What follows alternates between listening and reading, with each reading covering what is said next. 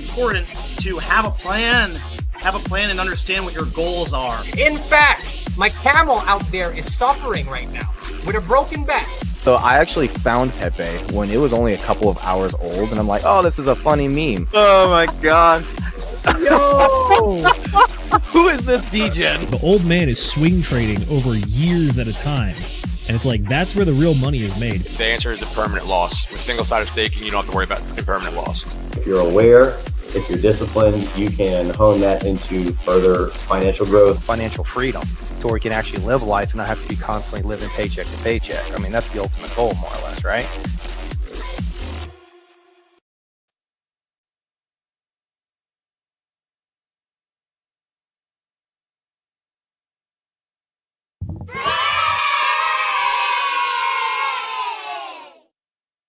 Good evening, ladies, gentlemen, and gentlemen of all ages. We're back for another Friday episode of Book Club. Today, we're talking about The Great Wave by David Hackett Fischer, aka Price Revolutions and the Rhythm of History. I am your host for this evening, Zenith. You can catch me on Instagram and Twitter at ZenithDI. I'm a bit of a general specialist around these parts, but a bit of a book connoisseur and destroyer by my tabs. And also, I do some legal and government analysis around here, but that's not important. What's important right now is we're going to be talking about this, which I think is a fantastic book, and I'm going to do my best to sell you on it as a good read. So, joining me tonight, as always, I have some of the usual suspects, starting off with my co-host, Will Stevenson. How you doing, my man? Aloha, amigos, ladies and gentlemen, boys and girls, crypto degenerates, ducks and squirrels. My name is Will Stevenson. I'm an iron worker. I travel the United States, building TV towers and fixing radio towers and doing all that broadcast stuff. And in my off time, I like to chit chat to fine gentlemen and ladies such as yourselves. So I'm stoked to be here. You guys can follow all of my socials at will.pls.fyi. That's where everything that is mine can be found. But I'm stoked to get into this book as well. It reminded me a little bit of piracy and things like that. There's one specific quote in there that I liked above the rest. But before we get to that, let's finish introducing our panel. Mr. and Mrs. McGettit, what's new and exciting with you, amigos? Oh, good times. It is actually my birthday today. Yes. So far for my birthday, what I've done is work.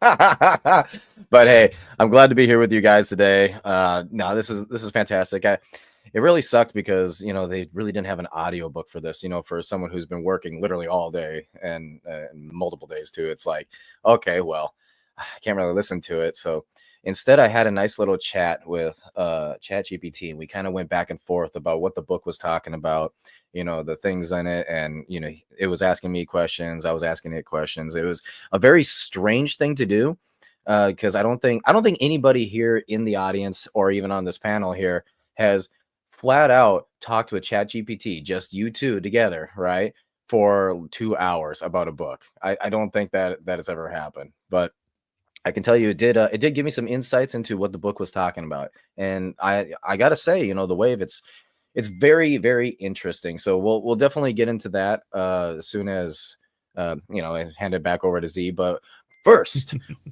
say, what is up, Mrs. McGettit? Hello, everybody. I have been spending my whole day driving out to Wisconsin. My mother agreed last minute to take Soren off of our hands so that we could do some things for Nate's birthday over the weekend.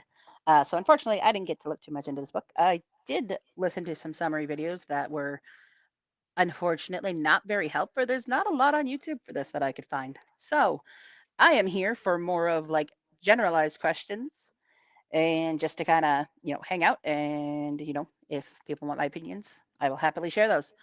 But other than that, Mr. McGettit forgot to mention that he got some spotted cow for his birthday.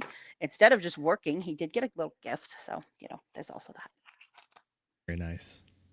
One sad thing to say about that, though, is it's not cold yet because she just walked through the door like literally half an hour ago. So I'm going to be drinking High Life today. And then later tonight on the F and Hangout, then maybe I'll bring out some spotted cow. Sound good? Fair enough. By the way, I guess we should mention now that if you enjoy this or you enjoy us, or if you're just fans of the Discourse Syndicate, we are hosting the F and Hangout tonight I might stop by for a little bit, but I am unable to host, which means it's actually these two fine gentlemen and our awesome producer. We have Will and Nate on screen, and Mrs. McGinnis will be behind the camera. So go check that out later on. And that is also a reminder for all of us that we have a hard time limit then. So let's try to be good today for once, even though we say that every time. Yes.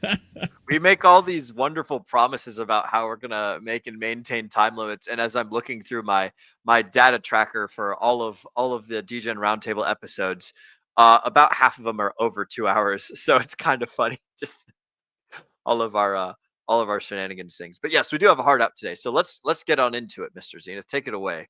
True. What do we got? Are we gonna do chat shoutouts or summary first? We will do chat shoutouts, and then I got a few more notes that I want to talk about before we get into the summary. So, with that being said, we'll give the people what they want. It's time for motherfucking chat shoutouts, ladies and germs. Let's get into it. Absolutely. Alrighty, first off, we have the Degen of the evening, the first one in the chat, Centurion54X, aka 54 Cent. Good to see you, my man. He says, Hola, amigos.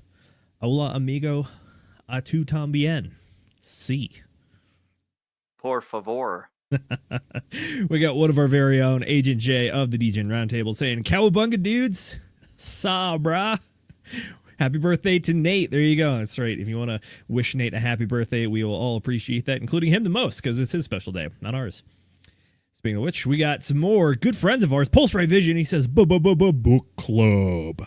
Very nice. Good to see you, my man. Glad to have you on here. And I think that's all we got right now.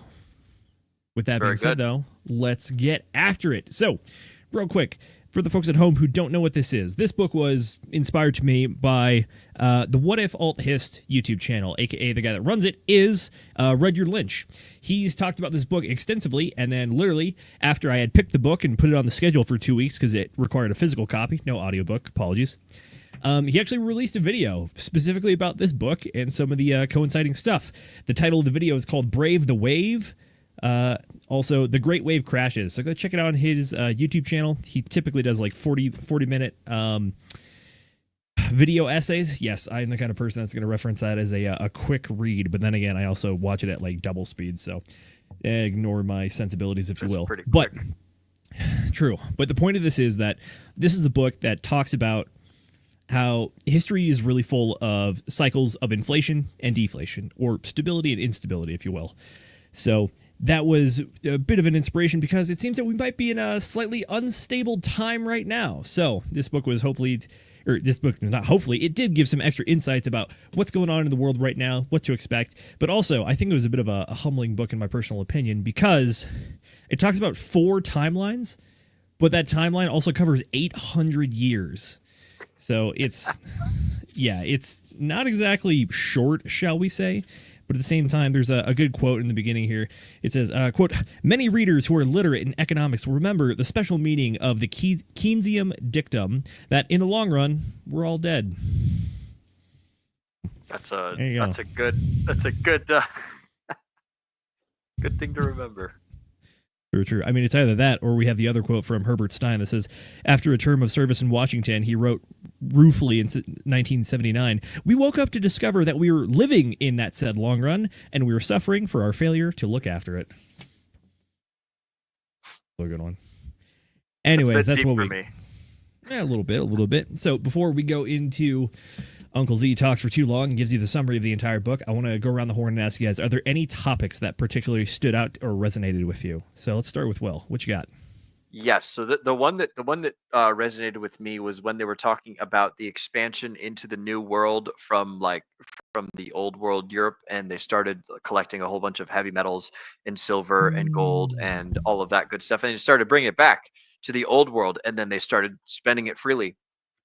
And what that does is it upsets the balance of the ecosystem. So when you bring in more measurement of value without creating up without creating the value that like backs it up on the back end, then you essentially inflate the rest of the world, and you steal a little bit of their value. So it's like if I go and I win, $100 million, and then I move to, I don't know, some fucking poor country, and I take my $100 million and I start spending it in the local economy without like starting any like businesses over there, creating any jobs or anything like that, then I'm just essentially injecting a whole bunch of cash into the local economy, and it disrupts everything for the local natives out there, because prices will start to reflect the amount of extra money that's trickling in and flowing everywhere. So like you scale that up on a big term, and that's the thing that it reminded me of. That's why I was talking about pirates in the beginning. We can get more into that later, but that's the thing that stuck out to me. Fair enough. I do appreciate that this book did talk a good bit about the monetary supply in a lot of different ways and times and periods. So for all of us that are very used to talking about fiat currency, it was a bit of a fun history lesson on how fiat currency has always been terrible, and all the metal currencies before that were also terrible. So I enjoyed it. All right, Nate, what you got? For me, it was, I would say, probably the most interesting thing about this book. Well, you're looking for like what we were thinking about it, right? Yeah. Is there a topic or anything that really piqued your interest? Well, the topic itself might be kind of like the book in and of itself, but it's the idea about how he's able to merge economic history with human experiences. You know, I think Fischer skillfully does that, and I mean, it's an interesting idea to think about, like, humans react in a certain way because of where the money is currently, you know, what's happening. One of the things that kept popping up over and over and over after every single wave, right, when you start heading to the downside, is because there's so much wealth being brought in, things get more expensive, and ultimately the wages of the people, which, you know, that's how people live, right? You work for wages, just can't keep up. And next thing you know, there's way too many poor people. Or I should more say there's a big separation between those who are poor and those who are rich, you know? Agreed. That was actually similar to one of my favorite points of the book. And it's actually a question I want to get to later on. But my favorite topic of the book was there's kind of like a weird thread that was woven between each of the different waves, where you can see how the art, the media, the culture, and even the philosophy that people come up with during their time is largely effective and representative of the time that they live in whatever part of the wave that they're in. So specifically, we had like the Renaissance, the Enlightenment, and then also the Victorian era. And all of those times, there were a lot of like great philosophical thinkers and artists and people who really progressed like human philosophical thought. And then conversely, you can think of those people as kind of like the up at the top of the curve for like the good times. But then the people that were really going through the thick of it, those are the people that came up with like the more pessimistic theories and whatnot. And even in the culture and the books that you see, it was an interesting point. And one of the things that David Hackett Fischer even points out is that you can actually look at the plays that Shakespeare was writing, and you can see a marketable change, which was that in the beginning he was writing a lot of like comedies and a lot of plays and stuff that ended in marriage, ended in like happiness, and it's just like humor and whatnot. And then he started getting like deeper towards like the Macbeth, the Fall of Rome kind of things, and that's where it gets like the harder and heavy, and we get into the tragedies where at the end of it, instead of a wedding, we just have death. It was interesting to see the cycles, but that reminds me of what you were talking about, Nate. Yeah, exactly. It reminds me of what you were talking about, though, which is like it's possible to think that even the ways that you think and the things that you come up with, it might be that you're not really thinking rationally. You're just rationalizing whatever situation you're in. So it's like the experience that you're having on the outside is absolutely going to affect the thought patterns that you have and how you think about the times and how you think about like philosophy and the oughts and the what should I do and that kind of stuff. Well, then conversely, the way that you think influences your environment, and then your environment circular pattern style influences the way that you think.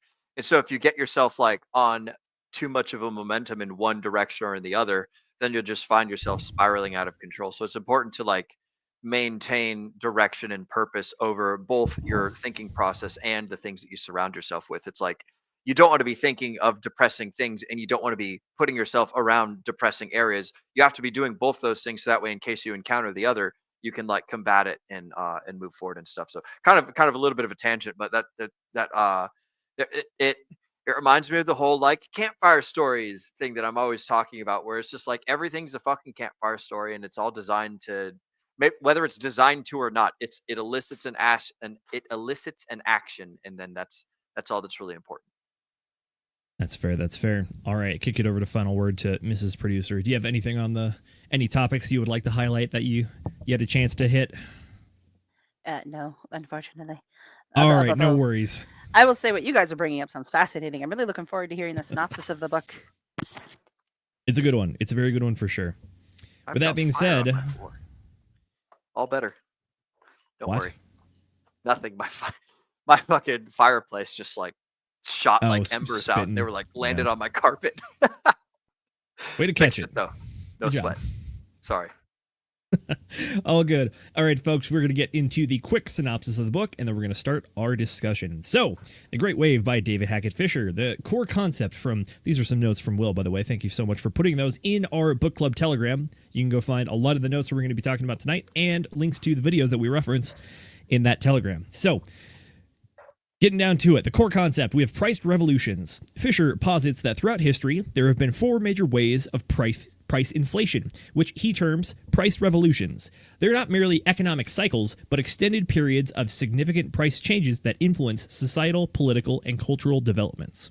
So the first one that we have is the medieval price revolution. This wave began with inflation associated with economic expansion, increased trade, and population growth. It led to the crises of the 14th century, characterized by the Black Death, famines, and the 100 Years' War, eventually culminating in economic and social equilibrium at the end of it. Up next, we have the Renaissance price revolution. This starts off in 1470, although realistically it starts off before that in the late 1300s, once we have equilibrium from the first one. And it says that this was triggered by an influx of precious metals to the New World. This period saw widespread inflation. The subsequent crises included religious wars, social upheaval, and the 30 Years' War. After that, we get to the Enlightenment. This is around the 1600s and goes all the way through 1820. This is characterized by industrial innovations. This revolution saw significant price increases due to changes in productivity and monetary policies. The crises phase included the French Revolution and the Napoleonic Wars. Also notably, this is the time of the American founding, which is a good chunk of it. And it also kind of starts off with... at the end of the Renaissance, if you will. So at that point, it was also after the New World was introduced into the Old World. Up next, we have the 20th century price revolution. This is an interesting one because it only has a start date, which is the late 1890s. And this began with persistent inflation post-World War I, notably with events like German hyperinflation of 1923. Also, the Weimar Republic was at the same time, along with a few other countries.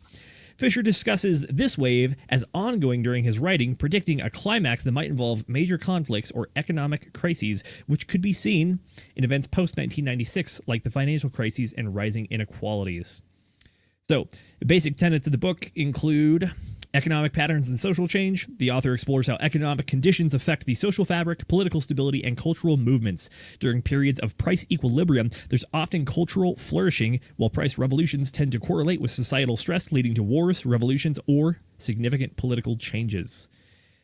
So, real quick, there are some basic tenets of the book that it posits when it comes to this sort of philosophy and ideology. First off, it talks about this is the Great Wave theory. This is not cyclical. There are things that are sort of cyclical to it, but he actually specifically has a rebuke for this being a book about cycles. Here we go. Quote, even so, all great waves had important qualities in common. They all shared the same wave structure. They tended to have the same sequence of development, the same pattern of price relatives, similar movements of wages, rents, interest rates, and the same dangerous volatility in later stages. All major price revolutions in modern history began in periods of prosperity. Each ended in shattering world crises and were followed by periods of recovery and comparative equilibrium. And he also says, before we begin to study the relationships, a caveat is necessary. It should be understood clearly that the movements we are studying are waves, not cycles. To repeat, not cycles, but waves. So that's the part of it. The general gist of it is this, which is that there's some sort of time of equilibrium where prices of goods such as like food, shelter, energy, commodities, luxuries, manufactured goods, whatever it be, they're all very steady for a good chunk of time. During that time, there's a bit of a population boom. As a result of the population boom, we move into phase one, really, which is the slow and somewhat unnoticed rise of prices, which is that you start to rise and it's very gradual over time. But what this is caused by is that original population boom, which is that simply there's just more people, aka more demand, and the supply doesn't increase at the same rate that the demand does. So food, shelter, energy, those are the big drivers of this. They start to raise prices. Prices go up. Then we get to stage 2, which is you actually notice the inflation because it's so bad. At this point, you start to really feel kind of the boot on your neck of the everyman's trying to struggle to feed themselves and family, stay out of the rain, stay dry, stay alive in the wintertime. And then also the cost of energy is also up. Energy, not like oil and gas as we think of it in the 21st century, but at the time it really was just like wood, coal. How do you keep the literal fire on in the corner of your hut? That kind of thing. After that, we get to phase 3, which is where we start to get a little bit of the craziness and the chaos, which is that the forces are actually starting to get to the point where people have had enough, whether it's physically, and they literally start dying, or societally and economically, in which case they start fighting each other. And then after that, we have the crest of the Great Wave, as the author likes to call it, which is that typically there's usually like 1 or 2 very specific moments that really mark the top of the wave. And at that point, we have a drop in prices, and then we move towards the equilibrium area. Notably, after you crest the top of the wave, traditionally the population actually falls off for whatever reason it be, whether it's literally the Black Plague, or if it's just an increase in, or just birthing rates overall are going down. So that's usually what it gets to. There you go. So you have the good times, the unnoticed inflation, notice inflations. Now we fight each other. Now everybody died. And then we get back to the good times after that. So with that being said, I want to talk about the individual waves themselves. So with the medieval price revolution, so this is the first one that's noted that demarked by the Black Death at the end of it. The Black Death was obviously bubonic plague, the one that wiped out approximately like 25 to 30% of all Europeans at the time. Were there any notes that you guys had from this wave that you thought were particularly interesting? Not particularly. I do think out of all the waves, this one had probably the biggest, I'll just say, die-off of the other ones. Yeah, for sure. Other than maybe the world wars, but even then, like the population overall was more worldly, right? And so there's a lot more people in general. So I think, yeah, this one here had the quickest downturn of just everyone dies off quickly, and then we can start moving back up again. Will, what you got? I was just gonna say, yeah, it was interesting how like everyone dying turned it into a like, well, we can go back to normal now. There's lots of people dead. onto better things now. Problem solved. It's like, oh man, is that really necessary? That was the only thing that had stuck out to me.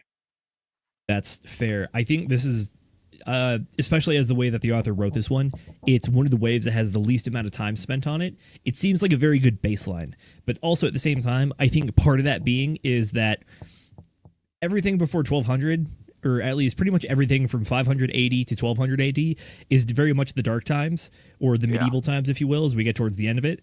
And there really wasn't a whole lot going on with human civilization at the time, simply because we were still under feudalism. There wasn't really a whole lot of religious or technological or scientific expansion that allowed for a massive population base to rise. And just the actual structure at the time kind of held it back, because what the structure was absolutely necessary to function and keep people alive, but at the same time, it wasn't progressing anything. So I've got a question for you, Zenith. What's up? And that is, how do you think this book, do you think it merges well with the timeline from David Graeber's Debt, with the waves and sequences of the debt creation versus the human economies versus the currency economy, or the other economy? I can't remember what it was. I think it's currency economy. Barter economy is what you're talking about? Yeah, it was like human to trade. Do you think there's correlation between these two books as far as these cycles go? I think so. Because I'll put it this way. This book, I think, in the very beginning of the book, even the author says, hey, this is going to be a multi-factored, complex web analysis kind of thing, which is I'm trying to find events that constantly recur in the phases, but there can always be different explanations at each different time for why it goes that way. But traditionally, there's those 4 points that you always pass through. You pass through the good points, you pass through unnoticed inflation, you pass through noticed inflation, and then you pass through the conflict and strife. So when it comes to the David Graeber book, I think he described it as his cycles had two different kinds of economy. It was either the social economy or the capital economy. So the social economy was the one where it talked about how you were very much dealing within like intangible stuff with like other people, a community, a society. It was very high trust environments. And then outside of that, when he talks about the fiscal economy, that's when you get to a less societal based thing, and you're more focused on like the actual numbers and the actual currency and the actual accumulation of wealth. I think that it lines up, but what this book describes as periods of inflation and deflation, I think that's describing what David Graeber's talking about in his book, because it's either times where it's great to have money or times it's great to have a good society and culture that you can rely on. That's what I see with it. So when it comes to the capital stuff, in particular, that's what this book talks about, which is that when you start getting towards the inflationary points, it's better to be in the asset holding class or the capital class, because at that point, those are the landlords. So those are the people that are renting. They have the people that are able to make loans. Those are the people that I think David Graeber was referring to when it came to the fiscal economies. And then the other times, which is, it's literally the opposite. Fischer literally shows how there are certain times where it's bad to be a landlord. Like, you actually have better economic opportunity not being a landlord, but actually just working the land and just making products and producing things. I know it's kind of crazy to think about from our perspective in the 21st century, where it feels like only the asset holding class is what makes money. But these are times where it literally was. It's imagine if you were trying to sell Airbnbs at a time where the average Airbnb rents for like $5 a night. But you still have a $2,000 mortgage every month on it. It's like, that is just not profitable. That's what we're talking about here. Yeah, that's an interesting thought. The reason why you put that little quip in there about how, hey, owning the well, I'm about to get to that. But the one that you were talking about, how owning, it seems weird for us to own land, right? I'm sorry, I think I really messed that up. Apologies. It seems weird for us to not want to be the homeowner, right? That one right there, it's because we are currently in that place right now where it is best for us to have assets and hold things like homes, right? That's the part of the wave that we're actually in. However, what would that be like when it's no longer like that, right? You know, are we heading for that now? I mean, I know that they've been talking about recession a lot, so, but yeah, that was an interesting thought. That you put a nice, cool little twist on our modern world with that one. Yeah, very, very modern of trying to make money through Airbnb. But yeah, I mean, again, to reference the guy that put me onto this book, Rudyard Lynch from What If Old Hist, he did an interview where he talked to people, and he's like, I had a lady ask me if it was good to invest in real estate in the next few years. And his answer was, well, there's probably going to be a correction in the market at some point. And then the lady hit back with him and be like, what are you talking about? Home prices have only ever gone up. And he's like, for how many years are you referring? She's like, well, since World War II. And he comes back with that. He's like, history is a lot longer than just back to World War II. And that is what he is referencing, which is the macro waves here, which is that the waves were theoretically, the shortest one I think lasted 80 years or something, and the longest of them lasted over 200. So it's not like this is something that is even going to be seen in one lifetime. There's a good chance that, I mean, we might not even see the end of the current wave that we're in right now. It's entirely possible. Yeah, I don't think so. I'm going to ask you this question first. Where do you think we are currently? That is. Or do you not want to get into that yet? I want to cover that one at the end more. Okay. Well, we'll do that. We'll do that later. I want to get through the current waves that have been described in the book. So, okay, it sounds like the first wave, which was medieval stuff, what leads us to the Renaissance. It seems like this one was not particularly interesting when it comes to specific talking points, and I understand that. I also think that it might just be because there's not a whole lot to talk about because the record keeping was just not as good back then. Obviously, the more modern the event is, and I use modern very loosely here, the more modern the event is, the better record keeping we're going to have.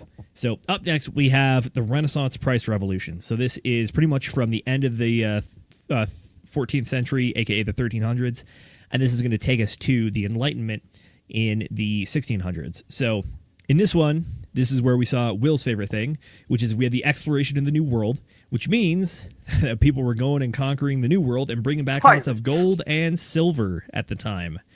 And at the same time, it also is a bit of an expansion because we now have a new area to go populate and a new place to sort of pillage or utilize for natural resources, shall we say. Let's check my personal notes for this one. So the second wave, notably a much longer period. This one was about 180 years. This is the one that I saw where the Mediterranean really flourishes. So in the beginning, we obviously start off with the Renaissance in the Mediterranean area, and we have the creation of wealth. We have the creation of banks. We have a lot of people being philanthropists, and like sponsoring museums, schools of art, libraries, that kind of thing. And then at the same time, this is also where we start to see Italy solidify itself as an economic powerhouse. Notably, the Medici families from this era, if anyone ever remembers that name. But the interesting thing, go for it. I was just gonna say I think that that's some old money. Yeah, I want to say that they are the family that has the longest lived wealth. I think that their wealth lasted 7 generations. Currently, the Rothschilds are on like 4 generations. So I'm pretty sure that the Medici's lasted like their wealth lasted 7 generations. So I don't know. I don't think anyone has come close to that yet. For sure, yeah. The Medicis are an interesting story as well. The book kind of talks about it a little bit, but during the crisis of the last one, there were a few non-governmental actors, aka Italian mobs, that started to create social order, and that eventually led to a few of them kind of consolidating, and the Medici were one of them. So they rose out of the chaos of the 1300s and ended up with their own currency at one point. I think it was the Golden Ducat or whatever, Ducat. I don't know how to pronounce that. Yeah. Ducat, yeah. But the book tells me it is seen as the Mediterranean dollar of the Renaissance. I was like, that's interesting. So they actually had a most stable gold coin. But also, this brings me to another point, which is I glossed over it in the first one, which is that the monetary supply was actually an issue in the first wave as well, because they got to the point where their physical metal currency couldn't expand enough with the activity going on. So that was also part of the reason why there was a bit of crisis, is because even if people wanted to afford the high prices that they were facing, the amount of money in circulation just couldn't handle it. And this is where we saw something very interesting, which was I think it was either the last one or this one, I can't remember, but it's the point where you actually see people start to like shave portions off their gold and silver coins to try to remint it into other currencies. Yeah, clipping. That's what that is. That's that was a little ridges on the edge. Issue in the Roman Empire. That's why the coins have the little lines on the edge all the way around in the circle, is to stop people from clipping.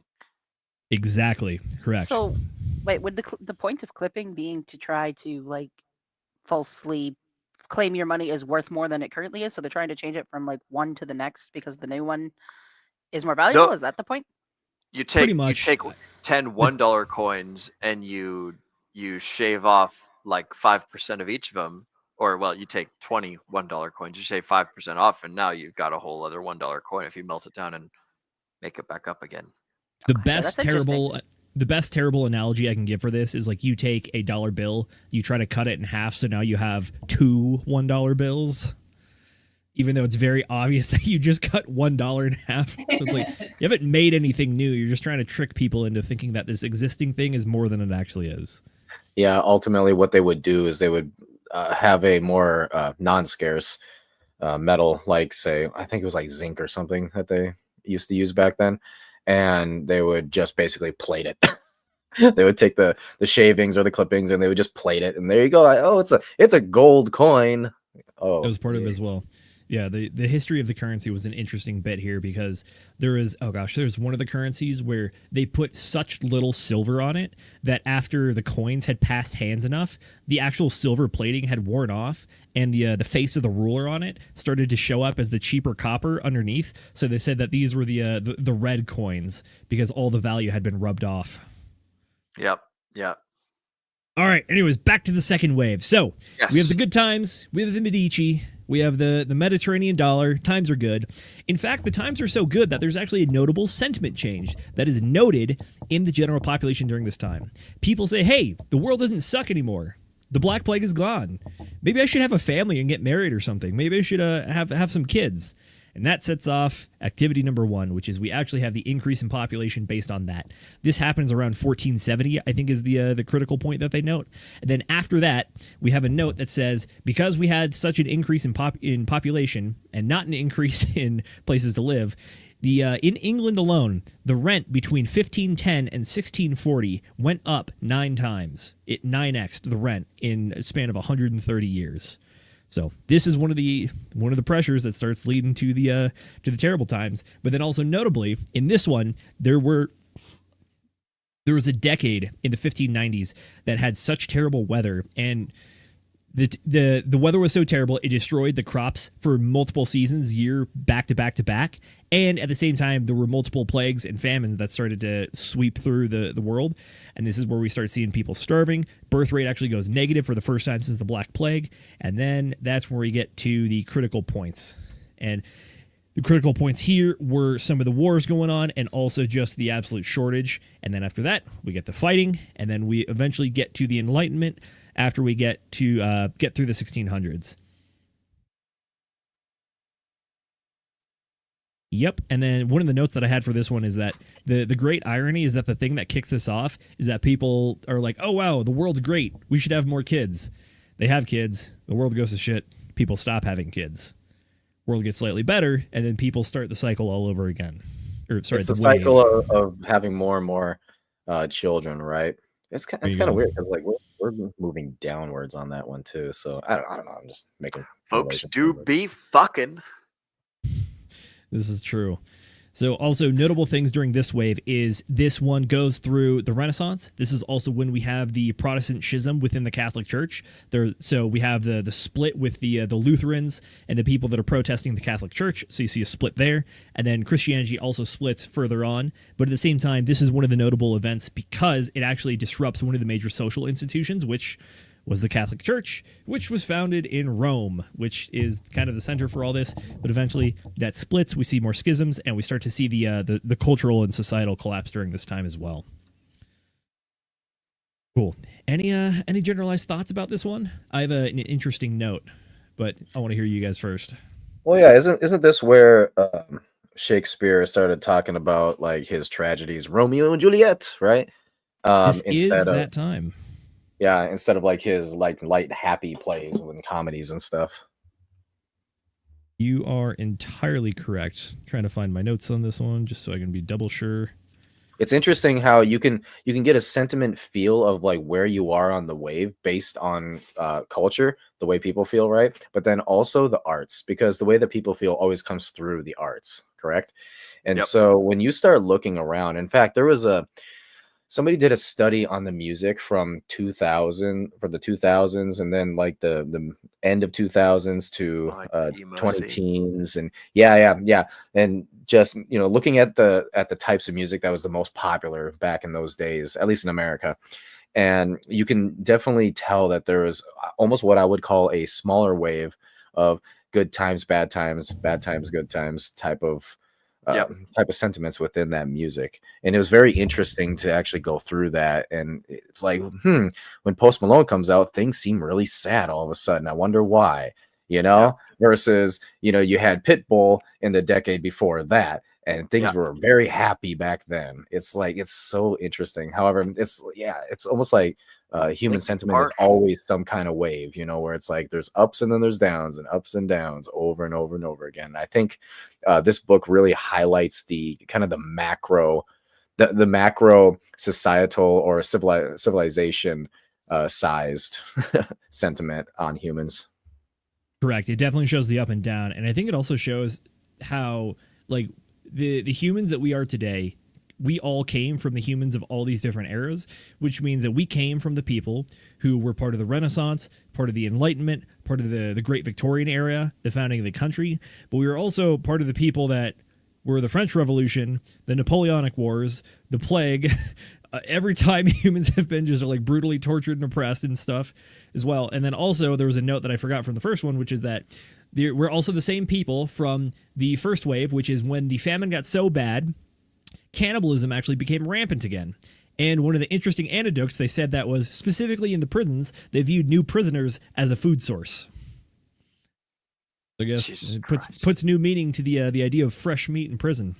Looks like meat's back on the menu, boys. Precisely. This makes what is the term? Wendigos seem a lot less scary. Apparently, cannibalism is just normal. One of the big things about Oh yeah. yeah, Human one of the beings are big way scarier than any like nighttime story you tell your children about dangerous animals in the woods. Wendigos Yeah. is a cryptid. One of the main Oh, yes. the main themes for them is that they were cannibals, and that's what made them so evil and terrifying, and turned them into like the demonic things they are. And it's like, all right, well, here's an Yeah. entire population that would basically be the same thing. It's like, okay, well, Yeah. that makes that a little less intimidating, doesn't it? Those are like the half Does. deer, half emaciated corpse kind of thing, right? The Yep, Wendigos. also known as skinwalkers. Yep. I'll come for your Yeah. skin. Oh, so are we just going to pass over the fact that Zenith did all of that for that joke, by the way? Which one? For the what? What joke? Oh, the fresh meat one? Oh, Oh. it wasn't just that. Believe me, there are plenty of jokes, and we might be one of them at the end of this book. But there's that. There's also at the same time, in the early 1300s, they said that they were also running out of food, and people decided that another great food source was to go dig up corpses from a graveyard and eat that. I'm What glad is I didn't read wrong this. with people? But that's fucking hilarious. Will. The bubonic plague and starving. You'll do crazy things when you're starving, apparently. Remember, those are your ancestors, Yes. by the way. Well, I'm This is assuming true. that didn't help them, though. I mean, yikes.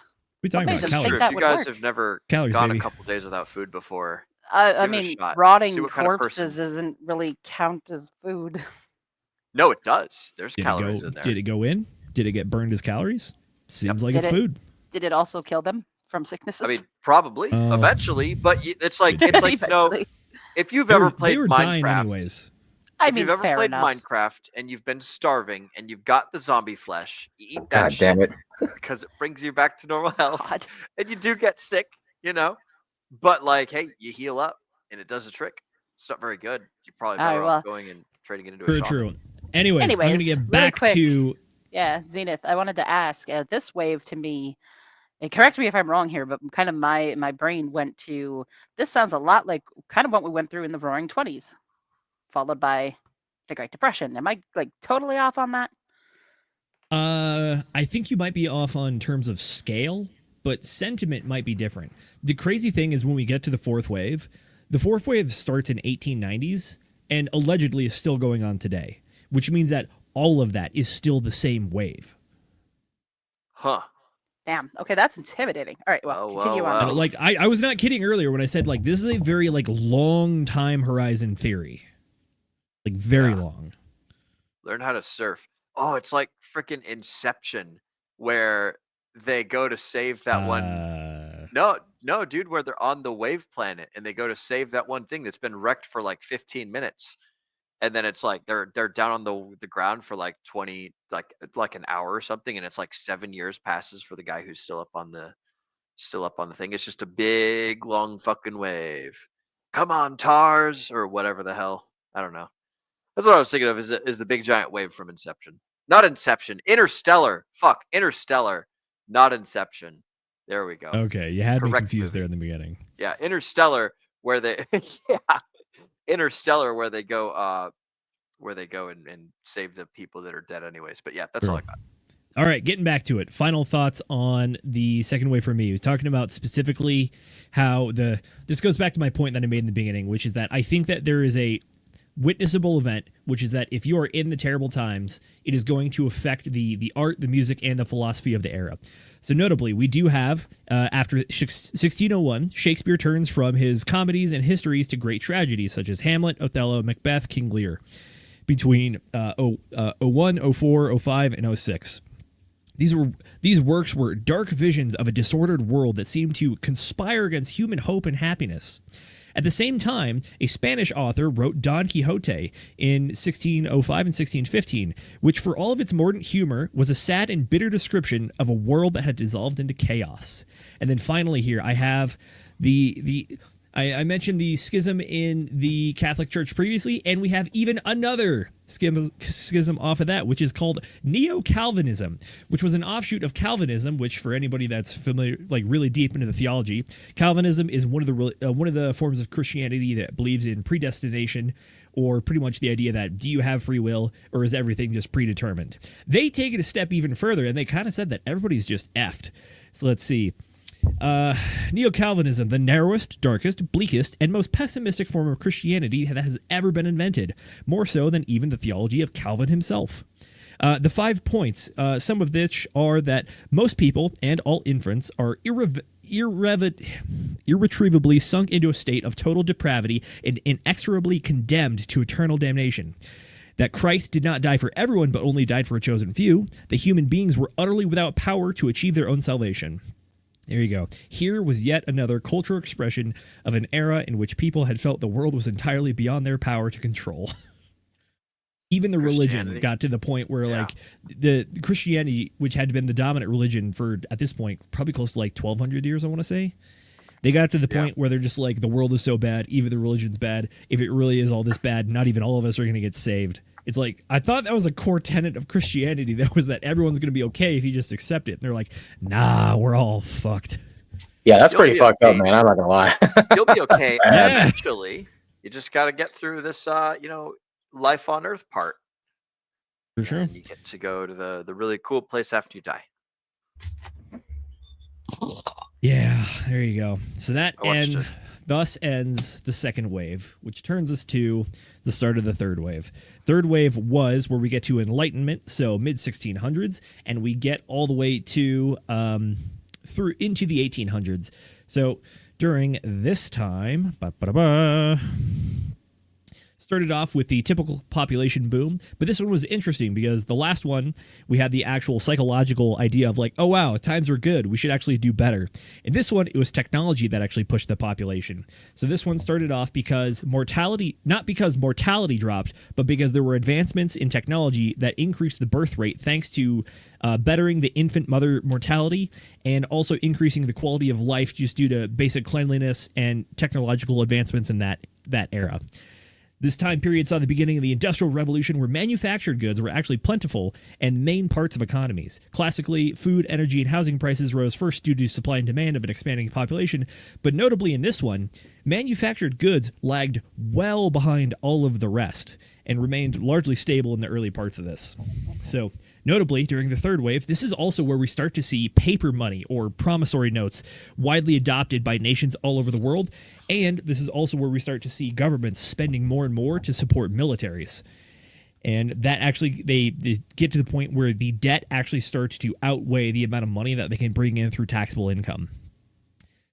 And then also part of the reason why they started to adopt the paper money and the debt system was partly due to some of the issues we talked about previously, which is that metal money is heavy and hard to transport, and it's also just like voluminous. I know it's hard to think of like a coin as having a lot of volume, but for money that we now deal with now, which is paper or just ones and zeros on a digital ledger, like, having to carry around coins for everything takes a lot of coins at some point. So we started to see the adoption of paper money, debt systems, because and even ledgers inside of towns and between towns, all because the cost to produce and carry this stuff was difficult. And that's kind of like the birth of fiat, right? A little bit, yeah. Although at this time, a lot of the promissory notes and the paper money was still very much backed by whatever other currency was issued by the government.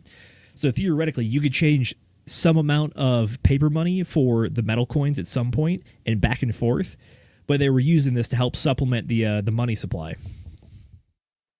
I've got two wonderful examples. The and Richard Hart. Oh, the die dollars. Yeah, the die and then the hex, bro. There you go. You've got the super intangible, or not intangible. What was the word you said? Voluminous? Volume something? I can't carry like 300 of these around. That would be absolutely ridiculous. I would have like a very heavy backpack. But I can carry 300 of these around. Very easy. Oh, for sure. I mean, like what? One poker chip? Not that big. A stack of 10 poker chips? Now we're getting somewhere. Getting to 100, that's really going to be a lot. All right, so one of the major differences between this wave and the previous ones, well, this is where we, again, I think the further we get into history, we start getting better and better records. So specifically in this era, France is one of the dominant countries, and one of the things that we see is that there's actual social networking going on to create the elite, as it was called back in that day, which is the idea that the higher echelon of society tried to keep itself very regulated and closed off, and the reserves very influential jobs and high-paying roles for themselves to keep within those social spheres to keep out the common rabble. One of the key points in all the waves is that once you get to that high inflation point, that is the point where the asset and capital class really takes off. And you start to see that the scissor split, or the K curve, which is that the poor get poorer, the rich get a lot richer. And in this one, this is actually where we start to see a bit of the French Revolution coming through and the actual sentiments going on. So this one ultimately culminates with the storming of the Bastille in France, where the French Revolution, the rabble purposely invaded the Bastille, which is one of the larger institutions, or seen as like a monolith in France of the government. And when they went in, I was just going to say, it's a French word for castle. Yeah, yes, correct. But what they did when they did this is something similar that I hadn't talked about for the other waves, but it's something that gets targeted in each of the waves, which is that when the rabble starts the revolution and they storm the castle, they go in and they steal all the government documents that have to do with rent paying, debt, and slavery. You see this in each of all the different waves. So in this one, they storm the Bastille, and they get rid of rent, and they get rid of debt. In the last one, and the one before that, they stormed government offices, and they removed the feudal lord documents to document who is a slave to who and who owes what where through the feudal system. So it's an interesting thing that keeps coming to this. And is there a movie that comes to mind when we're talking about this? V for Vendetta? No, it would be Fight Club. Oh, that one. Yeah. Yeah, actually, they yeah. destroy all the credit card buildings, right? Yeah. Exactly. The final premise of the movie was that we have to go destroy all the credit card company records to eliminate all the debt of the people. That was the revolution in that movie. And we saw the same thing in all the previous ones. Interesting how it goes back to debt again. Hint, hint, last week. Yeah. Or 2 weeks Yeah. ago. I What's that? will say, I think one of the interesting things is that in this wave, we actually start to see government debt and government spending become larger in scale and actually have more effect on the overall wave. Because back in the previous two ones, we largely didn't operate on debt. Everything was largely physical money, like the coins and all the issues with like having a physical limited money supply. But in this one, this is where we actually see towards the end, we have the Napoleonic Wars, which were especially brutal, but we also have specifically England and France that are the two world superpowers at the time, and they specifically are trying to destroy each other militarily, so they're spending a boatload, but at the same time, they also start to engage in economic warfare too. They start to blockade, they start doing tariffs, they start doing restrictions, they start limiting exports, all that kind of stuff. So, yeah, I think this is the wave where we start to see the governmental impact really amp it up. Well, I mean, it's all about the exponential increase in the size of basically how the population, not only like communication, right? Because this is also when technology really started taking off. But then on top of it too, there's a lot more people on the planet. The Earth is getting smaller at this point. Yeah. So, you know, it's always scaling. And I bet you when we get into the next wave, it's going to be even crazier, much, much bigger, almost global. Yeah, that's actually a note for this one as well, which is that the end of the Renaissance, when we get to the Enlightenment, we start to see global markets emerging, and that starts tying people together and starts tying together a lot of events that start coinciding at the same time and globally together. Because back in the first wave, things in different countries happened within like a 10 to 20 mark of each other. But the further we get into these waves, the more instantaneous it is when everything happens all at the same time, all over the place. So you're entirely correct. We start to see the globalization, and in the fourth wave in particular, we start to see a lot of that. So final note for the third one on this one is that going back to the idea of the music and the literature that you write is affected by your times. One of the things that always happens before the conflict in each of these is that there's usually some sort of environmental disturbance, aka drought, long winters, rainy seasons, pretty much anything that's just going to jack up the harvest. And this one, In the early 1800s, they have something called the sunless summer. It is a specific year where everything is very cloudy and rainy the majority of the year. But what's interesting about this one is that in this one summer, we get both the writing of the books Vampire and Frankenstein, which are the first explorations into the genre of horror. So a little side quest here, side note. You know what made it? You know what made that summer sunless? Cloud The seeding. the volcano of Toa, if I can remember correctly. I think it was in there, yeah. Yeah, it was basically the world's largest volcanic explosion. It was literally a super volcano that went off in the Pacific Ocean. Thank God, the Pacific Ocean. But at this same time, all around the world, well, at least all of Asia and Europe and all that, you do get rumblings and explosions, and the entire Earth basically went dark for, I think it was like a year or two, technically. There you go. Dang. That's Alrighty. crazy. Any final thoughts on the third wave, or should we get to the fourth one and on to the further discussion? Yeah, let's go to the fourth one. I'm excited for this one. All right, fourth wave, aka the crisis of the 20th century. This is the wave where we have both World War I, World War II, the Korean War, Vietnam, all of the various conflicts that the U.S. has been involved in as well. But it's this time where we actually start to see things on a massive scale, both when it comes to death, governmental impact, inflation. This is where we really see things start to spiral with the true invention of fiat currency, where people said, hey, what if we don't back money with anything? We just say, screw it, whatever. So, yeah, notably, this one starts off with not wide-scale population growth, but actually a birth rate decline only in the U.S. and Europe. But the rest of the world keeps it up and actually outpaces the U.S. and Europe. This starts to have a drastic rise in population. But like I mentioned for the last one, we're now in a global market. So even though the population in the US and Europe has not drastically increased, you still feel all the pressures from all the other countries increasing your prices as well. So we have an interesting anecdote here from the beginning of it. This actually kicks off right around the 1896 election, where President McKinley wins by promising to fight falling costs. We had so many falling costs in the United States that it was actually bad for business to try to charge enough money to live. So President McKinley was one of the people that had a talking point of we're going to stabilize prices.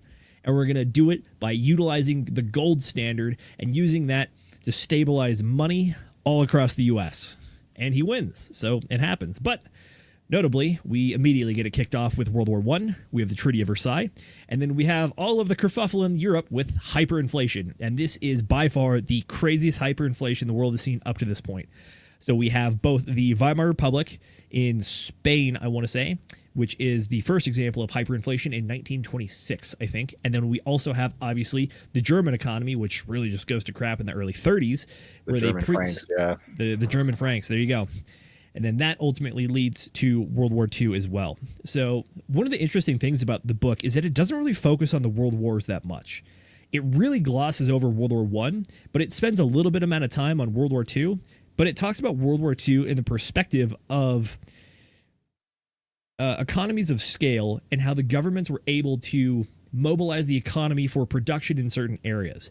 And then additionally, this is something that I'm going to have to do more research into, but the author points out that both during World War II and the Korean War, the U.S. actually implemented price controls on its own economy, which helped stabilize the economy during the actual war, so it could also incentivize producing for the wars. But then immediately after, there's actually there's like a 2 to 3 year period in both of them, World War II and Korean War, where there's like 2-3 years of hyperinflation followed immediately by recession.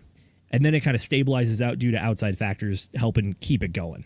But that was an interesting thing, which is that this is where we start to see price controls on a larger scale from governments. Granted, there were price controls in all the different waves in the past, because when the inflation gets wild, the crown sent out the runner being like, hey, stop charging too much for food. And then that only exacerbated the issues, and that only led to the inevitable revolution. But what's interesting about the fourth wave is we also see a new kind of price control, which is that there's actually price floors for things. And this happens in the United States. It happens globally as well, which is that there's two forms of the price floors, which is that there's goods price floors that are sometimes implemented by the government, but there's also private or corporatized, privatized, like price floors that are driven by unions or collective bargaining within people. So this is where you see unions charging for labor in particular. There's a labor floor, and this is where we see the first idea of the minimum wage is in this one as well. And that's where we get that. Covered those ones. And then the only other note I have for this one is that we have the idea of competitive inflation. This is where, thanks to the technology of the time and the markets, especially in the free market economies, it's the idea that people discovered, producers discovered, that they can compete with each other by reducing the quality and unit size of their products, and instead using the money for that to just aggressively market so that the sales went up regardless of the quality of product and the negative press surrounding it. In particular, the book references candy bars, and they say that there's a weird thing that happens all the time, which is that they advertise the new candy bar that is now bigger, but way more expensive. But then in the 5 years between that and when the next new candy bar comes out, they also shrink the size back down. So when it's time to re-release, they can increase the size again and claim that it's bigger and charge more money for it. It's stuff like this that we start to see in this era as well. That's Shrinkflation, gaslighting. baby. Yeah. That's fucking shrinkflation for you. That's what happens with cereal boxes. That's what happens with all your disgusting fucking carbohydrate shit that you get in the center of the grocery store. This is like this is what happens, man. Like the cereal boxes go from being, like a 1 pound box to like a 15 ounces to 14 ounces to 12 to 10. And then it's like the new and improved 16-ounce box of cereal now with 20% more cereal. And it's like back to the old stuff. This is like people they forget things easily, and they get used to the status quo, whatever it might be. So yeah, that's a good way to manipulate people. Just tricking them. Yeah. It's the interesting thing for me is that in this wave in particular, obviously it's the wave that we're in right now, allegedly, but you really start to see the formation of these new ideas that seem like kind of ass backwards, but in a way also kind of work for whoever wants it to work, but it doesn't work well for anyone else besides them. Yeah. So that's that. But then to finish out the rest of the book, we have talking about an interesting phenomenon that is actually very well studied in this wave. It's only briefly studied in the previous waves, but in this one it's very in particular. And that is when we get towards the 70s and 80s, the entire world, including specifically like the UK and the US, they start to experience stagflation. So they experience declining growth and GDP, but also at the same time, there's still mass inflation going on. And this is something that happens towards the trail end of each of the waves in the past, but it's very pointed in this wave in particular, and it's also a lot better understood and documented in this wave particularly. So for those who don't know, what exactly is stagflation? Stagflation is when you get the worst of both worlds, which is that your inflation is still super high, and you're not even getting good growth out of it. Your growth is actually negative. So not only is your growth going this way, but your inflation is going this way, which means your cost of living is effectively just dropping off a cliff. Yeah, and with it, your wages too. You Exactly. can't make it up, Exactly. Alrighty. So we are going to get to the rest of the modern age, or what we think our current era is, and what our predictions are for it, or where we see ourselves in it. But I want to do a quick analysis with the boys about what we see inside of the waves. So now that we've gone through a lot of the waves, what are some of the fundamental things that you see as drivers in the waves? And then what are some things that you might see as secondary effects? So for instance, I think one of the big questions is, does price drive the wave, or is price merely an indicator of things that happen inside of the waves? Because with each of the waves, you can track the price of goods. It's the equilibrium's very flat. Then we have the unnoticed inflation where it goes slightly positive. And then we have noticed inflation where it really ramps up. And then we have the ultimate climax where it's at the highest inflation, but then it also levels out and then drops down a little bit before we get back to equilibrium. So what do you think is the driver, and what do you think is a resulting thing? Well, it's got to be both, right? Like Why? the nuanced perspective is it has to be both, because like the price will be a reflection of what is actually happening. Then you'll have people that notice the price at different points in time and then react differently to the price, which causes them to buy and sell things at certain rates. And then, that makes the price change. So it's like they're two parts of the same circle on the opposite sides is how I would describe it. Right. Nate, do you have any different thoughts? Well, so first off, I really do like that whole idea of like, yeah, they're opposite sides of the same cycle, right? And they just continue to do this. That does make sense. However, I think what drives it is humans, people. Okay. So Can you people are, elaborate? yeah, I'm in the process. So people are people are going to drive the market itself because they feel like they want to get something or they need something, right? So therefore, they do what needs to be done and able to receive enough money and able to go purchase what it is that they want.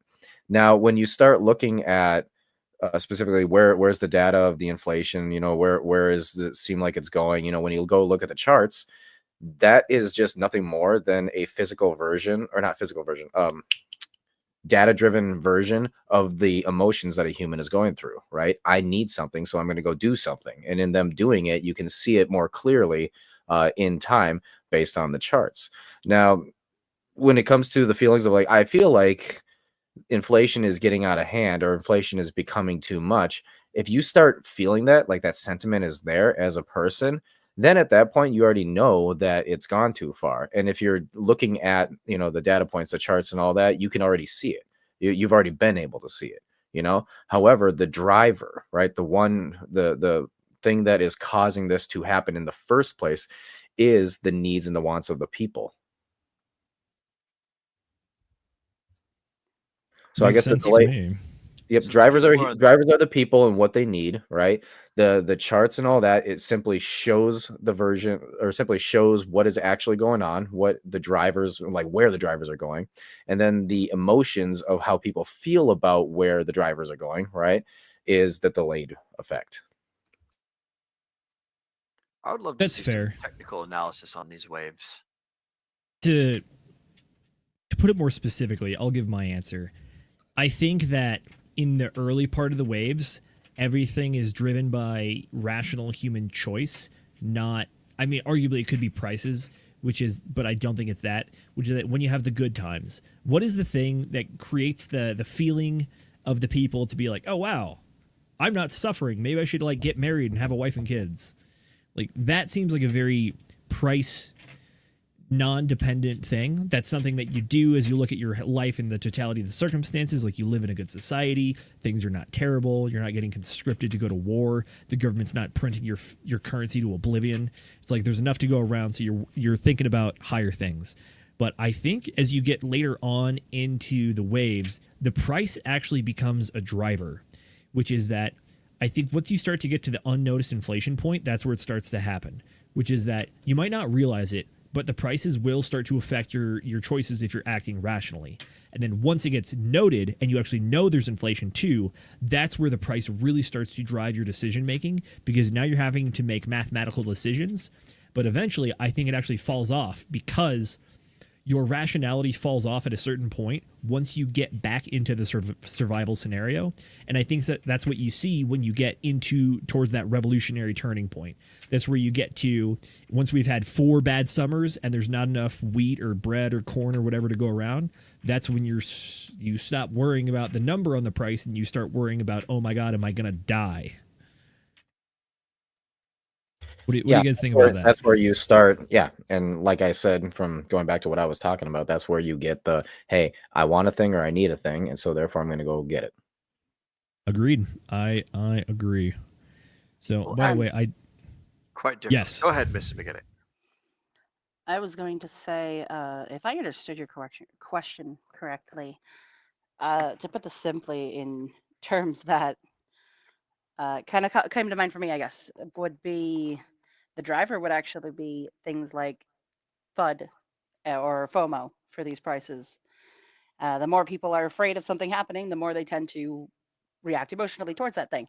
So that was the first thing that came to mind when you brought it up. And then also what you were saying, when people are in the good times and you're not necessarily afraid of anything. You feel emboldened to do other things. Another thing that I think is a factor, at least in today's world, that I've definitely noticed amongst people is most human beings have the natural instinct to try and build something and invest in things that could potentially, bring them to a higher point in their lives later down the road.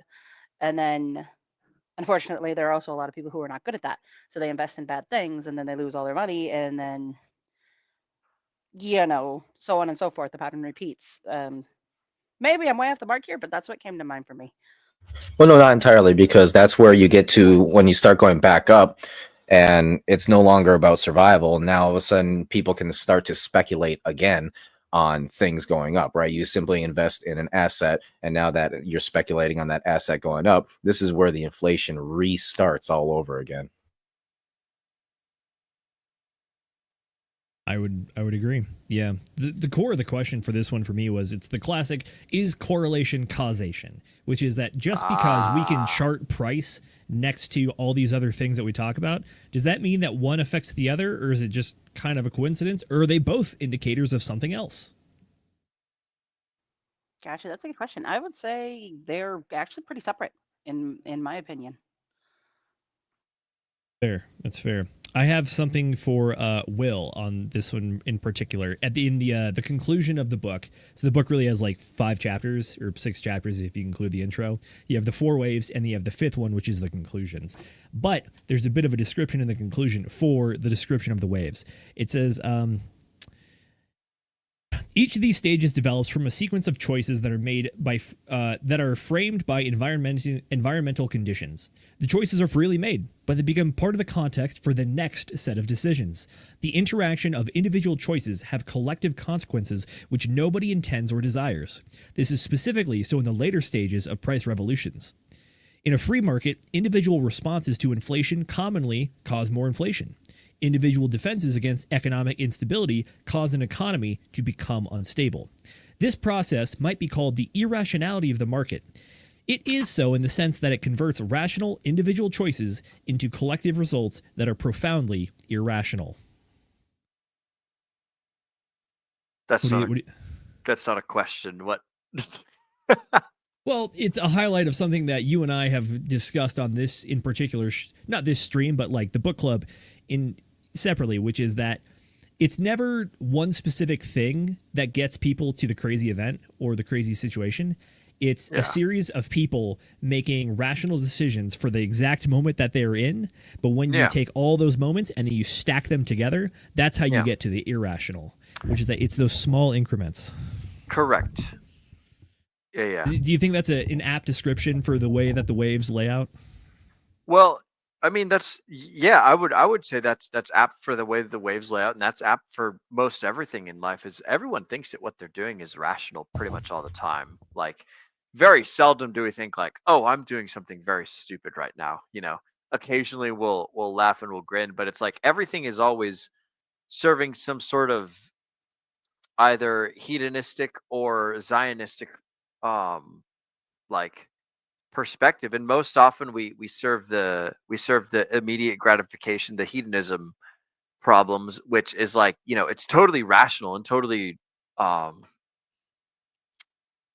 people can go through the mental math and justify it, whatever that phrase is, right? Everything's totally everything's totally like rationable, but like with anything in life, we're gonna stack up all these rational things at onesie twosie by themselves, like have a little 1% of a problem until you stack up 100 of them, and now you've got 100% of a problem that's made its way into being, and now you have to solve this big giant crisis. We get up to the peak, and then it's the fucking plummet because we've just been stacking these, like, it's like if you go to build a house, or if you go to build a pyramid, rather, you go to build a pyramid, and each one of the bricks is missing like 5% or 20% of the brick, and it's like you lay down the foundation. It's like, oh, this would normally be like a 100% sturdy foundation, but now it's missing like 15 to 20%. And you just go up to the next one, and then that one's missing 15 to 20%, and then next thing you know, like you've stacked your pyramid, and your pyramid instead of just being a whole bunch of like absolutely solid rock all the way up, it's like it's got a whole bunch of fucking cracks and crevices in it now. And eventually the whole thing, like a bird lands on it wrong, the one way or the other, and the whole thing fucking crumbles and falls and turns into a big giant pile of like crumbly rock instead of a beautiful pyramid or something. So like, Yeah, it's the I get this idea. like It's the idea of death by a incrementalism or thousand something. cuts, right? Yeah. You know, Death by death by a thousand cuts. cuts. See, when it comes to anything having to do with human beings, it needs to be gradual because we humans are very good at solving problems. And as soon as something presents itself as a problem, we immediately go into a mode of how do we solve this? Which, by the way, that's ultimately what governments tend to do during these waves is only when it gets so bad that they realize, oh shit, this is a problem. That's when they start like trying to regulate things and, putting laws out and stuff. Yeah. So, but that is how we humans are generally, is enable for something to actually happen like these waves, right? It needs to be over a long stretch of time because number one, generational, right? You're going to need multiple generations of people who we don't live hundreds of years. I'm sorry, right? Yeah. And so, yeah, you're going to need multiple generations of people to be able to go through this and then finally say, hey, I remember my dad or my grandpa the way it was back then. How come it's not this way now? That's when we can start seeing back in history and being like, something now needs to change. And it's usually right around these pivotal points of either right at the bottom when life sucks, right? Or at the very peaks, when there's a lot of euphoria going on and everybody is just, rich. That's when people start saying, hey, certain things need to change, and that's the reason why it literally takes usually right around 100 120 years for these cycles to actually go through. The only reason why this latest one, the fourth cycle, was so short, I think, is the same reason why cycle 5 is going to be probably even shorter, and it has to do with technology and the exponential acceleration of how we humans are living, just basically information, I would say. That's true. I've got Go for it, Will. I was just gonna say I've got two examples to what you're talking about, Nate. And one was like the Victorian era coal burning houses for warmth, and then or it might have not been Victorian, wherever, when they were throwing fucking coal into the fireplace and just burning the coal, and the coal, like there'd be a ton of unburned coal and it would just float up into the air, and it'd be up there for a while and there'd be smog and it'd go and like it'd float around, and then like 20 miles away from this city, like all of the city's worth of smoke and crap and fog and stuff would start like landing on farmers' fields, like outside of the area of like where people kept track of things. And it took them like 20, 30, 50 years to realize this and be like, oh shit, we've been screwing up these farmer fields. Another one is in America. Monsanto and Bayer have been using had been using a pest control or like a pesticide product like from the 1900s to like the 1950s, and then they're like, you know what, we're going to switch to a different pesticide. And over a long period of time, a lot of these pesticides made their way into the waterways, into the systems, all the ones that weren't like absorbed into the plants and kill the bugs and everything. They eventually got like rained off, and then they eventually make their way into the creeks, and then they eventually, that turns into rain, which then falls, and then that turns into rain, which then falls, and then it goes through this like the water cycle, and eventually makes its way up to the Arctic Circle, where all the Eskimos and all the Inuit live. And then all these dudes up there started getting like covered in pesticides and getting like super cancer out of fucking nowhere from a pesticide that we stopped using 50 years ago because it took that long for the shit to go all the way up there. And then they're dealing with the fallout of some, like it was very reasonable in the 1900s and the 1950s to use this pest control to kill all the bugs and stuff. And it didn't do anything to us then because it all got washed out of our system and it went over into someone else's. So like a whole bunch of reasonable like problem or solutions to problems turn into someone else's negative externality somewhere down the road. And like we only have the information that's available to us. It's not like these people in the 1950s were like, yeah, we're gonna kill some Eskimos like 70 years in the future, like make them all cancer ridden and shit. But it's like we're solving all of these problems of today the best that we can, and it causes some negative things to happen down the road, whether it's printing of these steel currencies are going to the new world and bringing all the fiat back and then causing inflation, or trying to solve the problem of inflation now by printing more money or whatever the heck, and then some bad stuff comes down the road as a result of it. I agree very heavily with your point, Zenith, or your question or your quote, whatever it was, that like human beings they're trying to solve the problems with the most reasonable solution, and then they all stack up and eventually become just this big giant colossal failure thing later on down the road. So Yeah, something exactly. for us to consider. It's the answer of like you on the outside at a long time scale. You look at this thing and you'd be like, wow, that was a crazy outcome. Yeah. How'd they make such a stupid or crazy idea?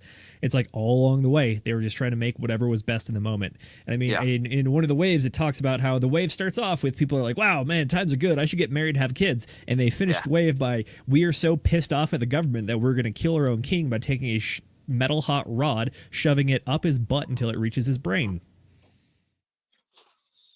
It's in the book, just so you know. Yep. Sometimes you gotta do the old colonoscopy. True.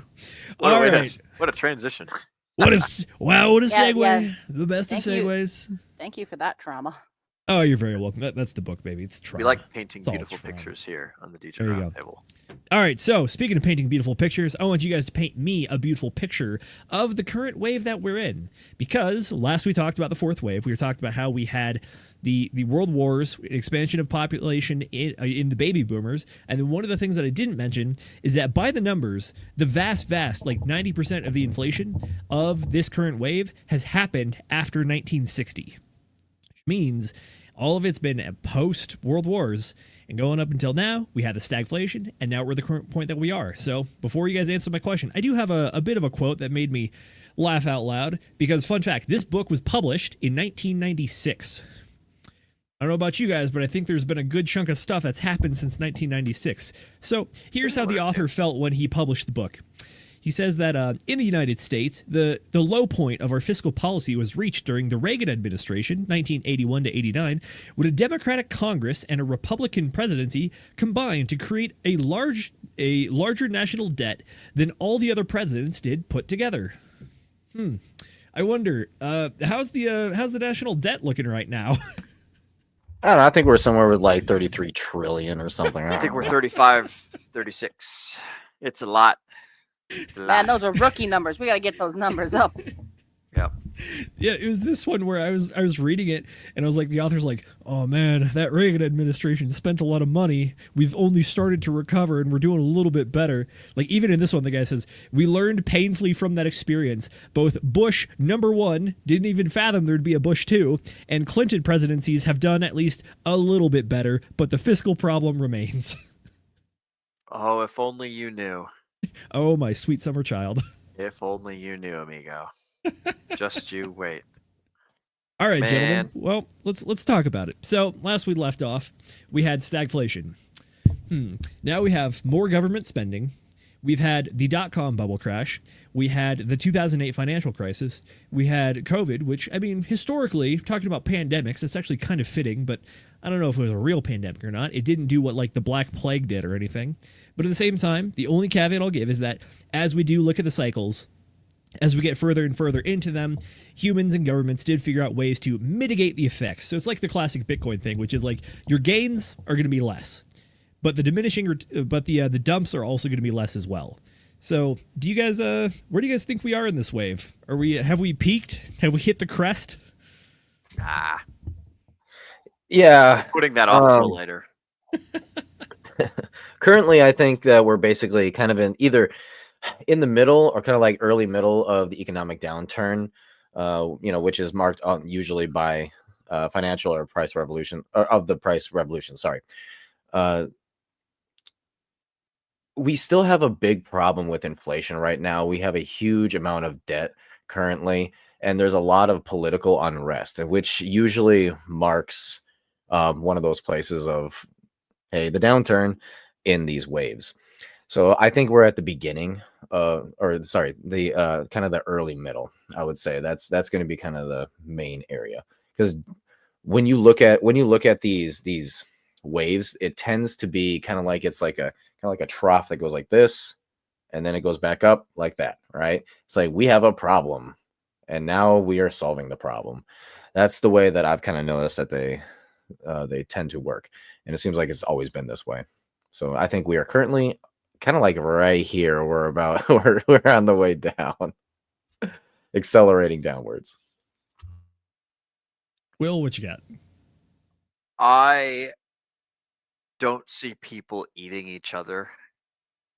No So, cannibalism. Yeah, we're not Okay. at the bottom. We can rule that one out. Are we going up? I don't know. I don't really. I'm only 31, so I don't have enough like lived experience to really measure. But if I were to say like, and the other problem with these waves is that they're not based on patterns. They're just based on like, sequences of events that happen in order. It's not to say that like they each last a certain period of time.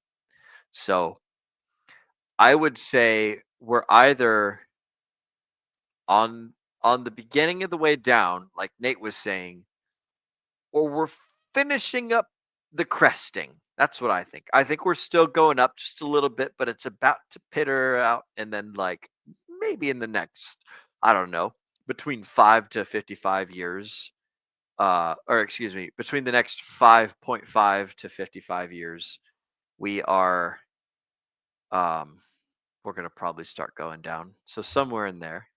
Well, So, let I had to me throw it at allow you Quattro boys Cinco to somewhere. revise your answers after I read you Oh, another okay. passage that was written 30 years ago, and I want you to tell me if it sounds like the times we live in right now.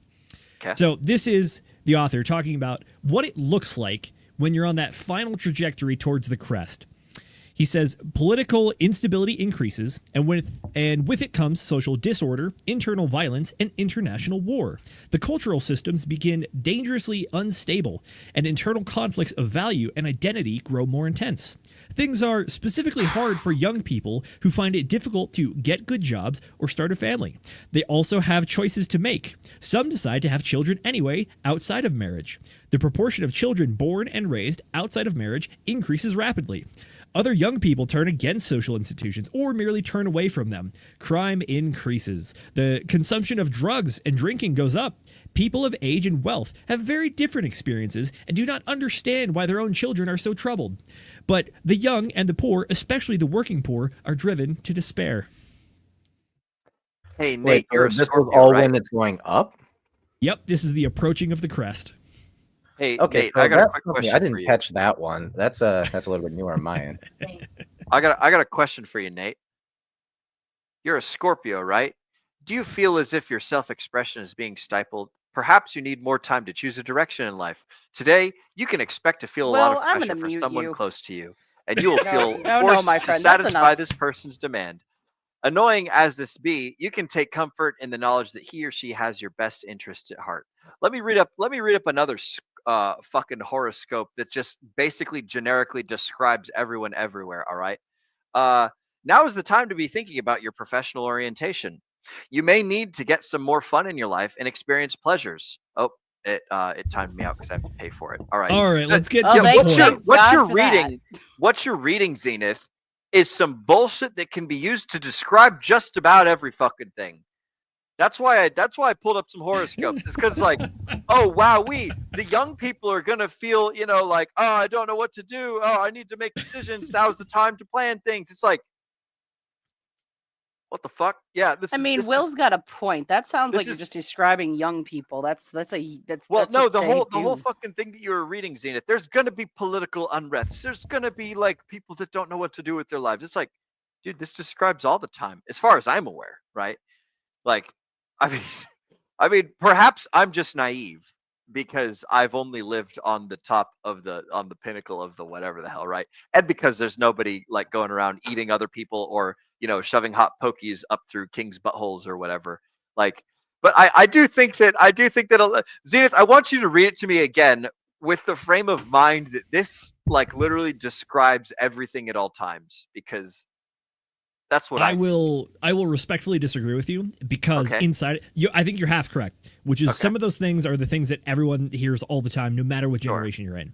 But some of the things are actually statistically significant when it comes to data. So that's going to be things like church attendance. That's going to be children born out of wedlock. It's going to be drug and drinking consumption. It's going to be the average age of marriage, that kind of stuff.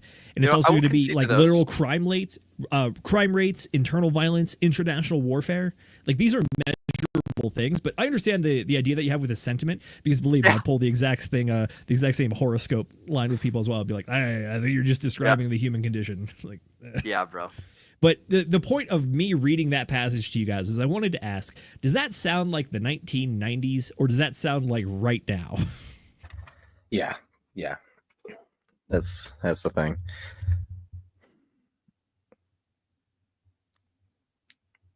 I mean, it sounds like now. I'll answer it. It sounds like now, but I think it sounds like now.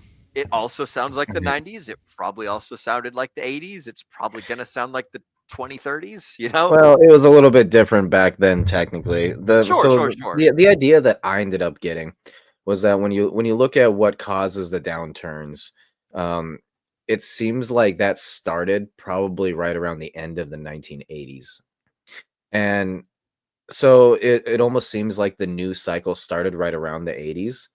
And as of currently, we're basically starting to head. And remember, the normal time for these is right around 100 years. If we're going to figure that things are going to go faster this time around, maybe we could say the 80 years, right? But I mean, in 40 years, okay, so about halfway through, perhaps we have gone through the darkest side of things, currently. I mean, there has been a lot. Who knows? Maybe it was COVID. COVID might have been sort of that bottom, which is why, I maintain either early, middle to middle, aka that spot where we're heading down, and then we're starting to go back up. And I do, in thinking about it now, I kind of see that, yes, possibly COVID was the actual bottom and we're starting that uptrend now. So I think that's a very real possibility. I am going to slightly disagree with you, because I think my analysis of the book and the model is that after the downturn, there's a period of either declining in population and also declining in prices. And then that leads to an era of stability that is a good chunk of time as well. I think that seeing COVID as like, yeah, it's an epidemic or whatever, like, yeah, it could theoretically be a low point. But I think the fact that we had such a rapid increase in inflation afterwards, which is just raw prices, I think it shows that we still are on the high inflation end, and we are yet to reach the crest. That's I meant that, by the way. I think the bottom was not actually COVID. I think it was 2008, the financial crisis, or 2009, because it was technically the end of 2008. But if you think about how disastrous that was for people, I think that would be the bottom. And then COVID was just another one of those like, this sucks type of thing. So if we were to look at that and like going with the theory of like, hey, it's going to be like 80 years and it started in the 1980s, right? Possibly we're at like, let's say 30 years into it. Okay. 30 years into it is going to be like 1/3 to maybe even halfway, depending on how fast this one goes. So if we're going to look at that, it would definitely line up that the 2008 financial crisis was literally the bottom. And that's literally when fiat died, by the way. But they're printing money now just to try and keep it alive. It's almost like the entire financial system currently, the world financial system, is on a breather. I can't remember what those machines are called, but it breathes for you. Yeah. We hit a false bottom, and it's not the actual bottom yet. It's like we hit we're going down. We're like blink. Oh, just kidding. Respirators is what you're talking about. Yeah. I could see that, but would you guys be surprised if I told you that one of the things the author points out as well is that the further you get into the wave before the crest, you have greater volatility in both directions when it comes to trends, which is that you will get years that are a lot better, and then you'll get years that look like they're improving a lot, and then they will immediately be also followed by much, much worse years after that. So, man, holy horoscope, Batman. It's not horoscope. It's literal measure of volatility. I can look at the numbers and measure the delta. If the delta is larger now than it was in the beginning with the equilibrium, it means there's higher volatility. It's easily measurable. I'm more than happy to give the horoscope bros their shit, but I'm poking fun at it. I know that you're correct. It's just like just from the sound of it, bro. It just sounds so horoscopy. Like I can't help but We are dealing with humans and human cycles, so you do got to imagine that as well. So the idea is the idea is like this: humans are going to act a certain way. It generally has this amount of length of time, right? And there's ups and there's downs. And so if you look at the ups, what causes the ups of humans, it's going to be this list of things. If you look at the downs of humans, it's going to be this list of things. You know, if you want to call that horoscope, sure, but it is, as Zenith said, the human condition, kind of at that point. For true. All right, I'll hit you boys with one final question here, which is that there's a couple examples of things that could be the crest of the wave.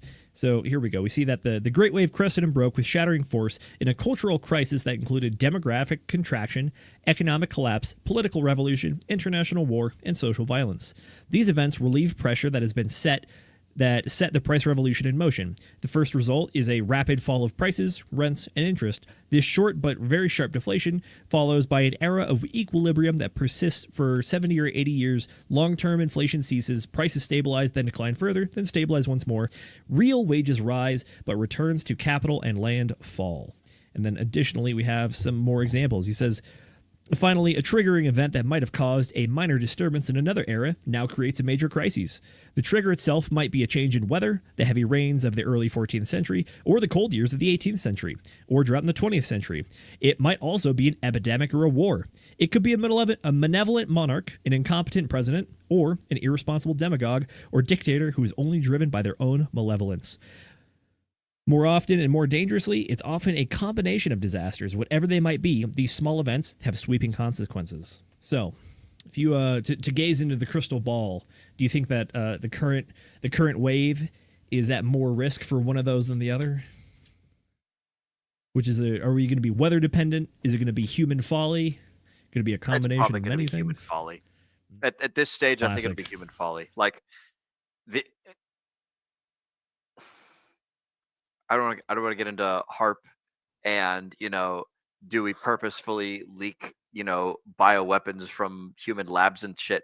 But I would say that human beings have enough sovereignty and enough control over most everything, like, in the world, that it's probably going to be human error.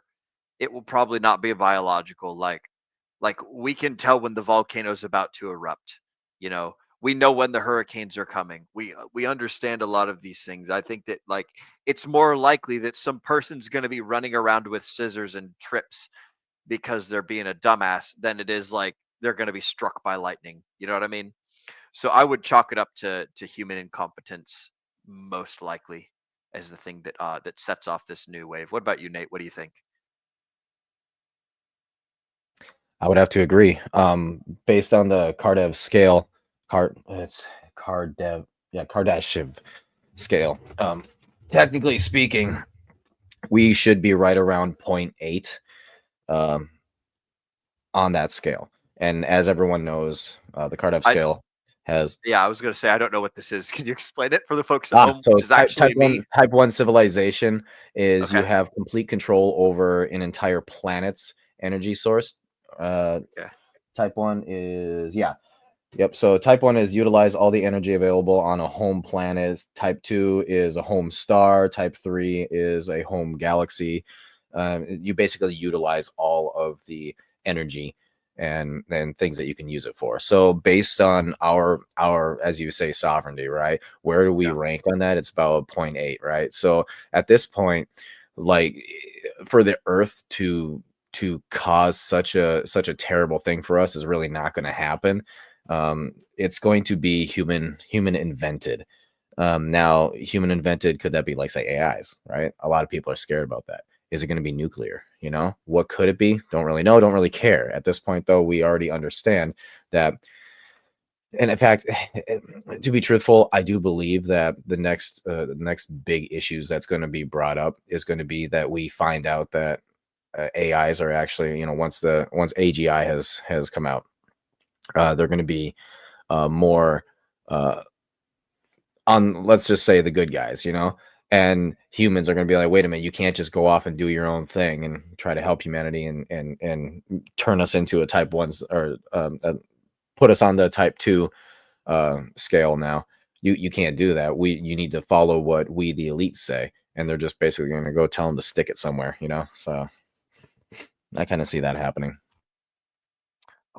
I would like to, Mrs. Magetta, do you have an opinion on this? Do you think it's going to be humans that screw it up, or do you think it's going to be a some sort of freak nature event or something out of our control? We're talking about what's going to like cause the end of this wave and start the next one, right? Because the end is like revolution or war of some sort, basically. Correct. The climax.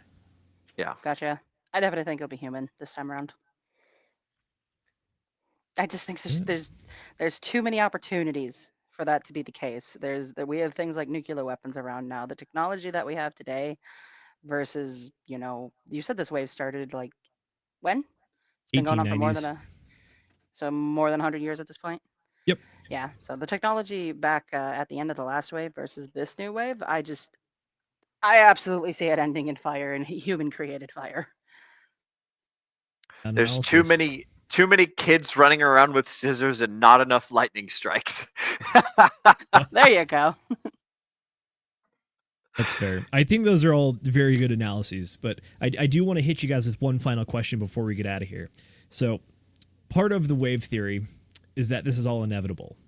But at the same time, there are some examples of how you can kind of mitigate things, but then also at the same time, there's conflicting examples where you tried to curb the inflation, but in essence, you made the inflation worse. So the book actually posits this towards the end, but it asks the question, which is that it says, in our complex and highly integrated modern economies, there are no truly free markets anymore. The free market in the 20th century is an economic fiction, much like the state of nature in the political theory of the 18th century. Markets today are highly regulated and actively manipulated by both public and private interests. The real question is whether or not we should interfere with the market, but what sort of interference should we make, and who will make it, and what will its extent be? It's asking the moral question of, do we have some sort of obligation to try to correct for this, or is the only thing we can do just let it happen to us? Oh, no, we definitely have an obligation to make something happen, because like you're not going to become a bodybuilder by just letting nature happen to your body. You know, you're not going to become the world's best basketball player by just getting born and then being like, man, I sure do hope that I'm a basketball player. It's like, no, you have to influence the world around you to affect the change that you want. So like, if we want a better market, then we have to make a better market, or we have to resign ourselves to the fact that we do not have the leverage to make such. You either have to like force it into existence. You have to create, you have to like, you only keep what you kill. You know, like Zenith, I was talking to you about this on the phone last night. It's like, if you don't make it happen, it's not going to fucking happen. So it is incumbent on us to do our best to make things. And now, like the second half of that is like, if you don't have the like a freaking homeboy working down at McDonald's does not have the power to change the market, like, but Elon Musk does, or Vladimir Putin does, or the oil sheikhs over in the Middle East do, or Leonardo Rothschild or whatever their names are do. Probably getting flagged now. Sorry about that. But like all of the people with like the massive amounts of money, they're the ones that are able to make the changes, and so they're going to make the changes in whatever favor they want the world to be. Like take George Soros, for instance. He wants a whole bunch of public defenders and district attorneys and prosecuting attorneys. He wants them all to push a certain political agenda, and so he's going to put his money behind a whole bunch of DAs and a whole bunch of prosecutors to get them elected and to get them into office to help like make the things that he wants to happen. Just like Elon Musk is probably going to, support the politicians that are interested in getting us to Mars. Everyone's going to chase their own goals, and everyone's going to put their economic energy towards the things that make the world into what they want the world to be. And so like my question for you guys, and the thing that I'm saying to the folks at home is like, what are you going to do to make the world reflect the way that you want it to be? Like what is your power level? How are you going to use it? And are you going to get better? And like do you know where you're at? So that's my little TED talk to answer your question. Well, to answer that for you there, Will, I am always going to be ascending to a higher power level. Just like Goku, baby, always breaking through to new heights. And to answer your question there, Zenith, so do we sit back and enjoy the ride, or do we have to do something about it? I have optimism. Okay. have optimism because I do believe that cryptocurrencies and AI, they do have the potential, right, to reshape the economic cycles. Um, yeah, I do believe that these technologies could technically help, with like all the kind of level out the playing field from like the deep downturns and like the spikes and all that. I do believe that they really can. Um, so yeah, I also think that with the emergence of the new AI technologies that that we can easily get to a new economic peak as well. So that's kind of where I go with it. I mean, if you think about it, the new technologies, and perhaps this is part of what's going to cause the inflation in the first place, because humans are humans. But the thing that I'm always looking at when it comes to these AGIs is that we can't know what non-humans are going to do. They might look at the cycles themselves and be like, that seems weird, and then they'll have something else entirely. Can we imagine what some other alien creature, which ultimately these AIs would be, what would their natural cycle be? Nobody's going to know. And that right there would be enough to disrupt the natural cycle that we already have, because now there's two separate creatures here. Okay. And that's the obviously cryptocurrencies allow this technology to come to fruition, right? These creatures, once they are created, once we have created them, and we're like, oh yeah, they're all ours now, and they turn out to be something else entirely, right? Once that happens, it's going to be the cryptocurrencies, the digital world, or the digital universe, if you want to call it a dimension, is going to be the place where they reside. And it's going to be, I think the economic impact is going to be severe enough to completely change things around, especially after we're no longer 0.8 to a type 1 civilization, which is home planet. Once we've gotten past that type of civilization, then we start adventuring out into the stars. So what is the cycle going to be then? Because so far the only data points that we have is the cycles that are on Earth right here, and it's only with humans, not something outside of humans. So I think the Bitcoin 4-year cycle has to break eventually, and it's going to be something interesting when it does break. I think it's the same sort of thing, just larger scale, right? Much larger scale, with humans as well. I like the optimism, but I am going to play devil's advocate real quick and try to give you something to rebut you, and hope you have a good response for it. So I understand that you believe that AI and technology is going to be an innovator which will help drive us into the future. One of the things that we didn't get to in this one, but one of the inverse of inflation is actually a decrease in real wages. One of the issues within each of the waves is that it talks about how when you have the real wages going down, aka your money or what you're able to make is not able to purchase the things that need to keep you alive, that is also one of the marks of the highest point of the curve that will ultimately lead to chaos or to catastrophe. So I'll hit that back with you. Do you think that AI is going to reduce real wages, or it's going to be a solution? Because I could see it go either way. Oh yeah. So it's going to be both, actually. So it's going to reduce wages to the point where people technically don't actually need to. Yeah, they technically don't need to have a wage. Okay. This is where the what I said originally, where the economic, what's the best word for it? The shock to the system, the economic system that we've had for thousands of years, is going to be so great that we humans are literally going to hit a point where we're going to be like, what do we do now? This is not normal. How do we adjust to this?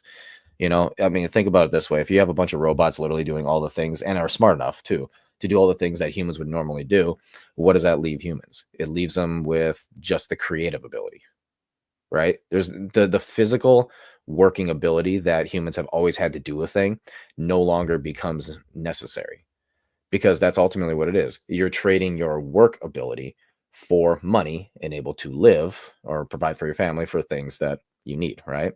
Well, what happens when you take out that working ability? Okay, you no longer need the money now. You just need to live.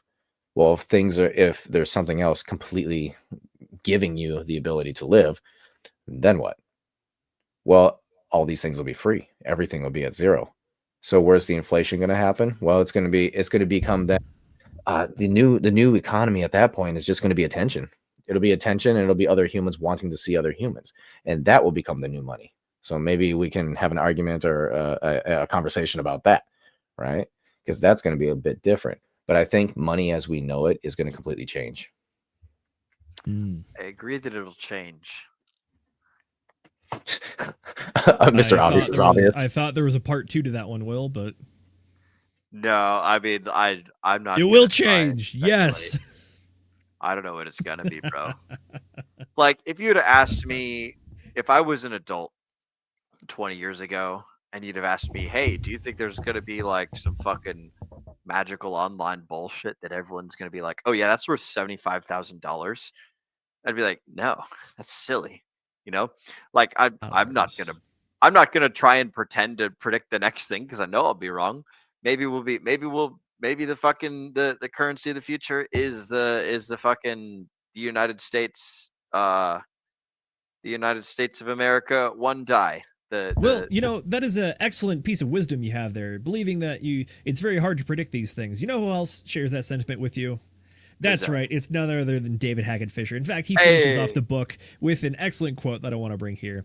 He says, talking about those who believe the economic future has been revealed to them should remember the good story of Samuel Miller.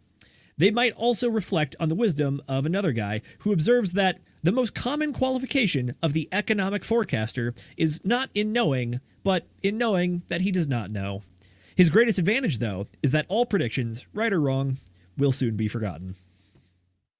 This is true. This is what I think of every time I see someone doing technical analysis. Is I'm like, wow, I don't know if they're right or wrong, but I can guarantee you everyone will forget everything that they say because they're adjusting on the fly.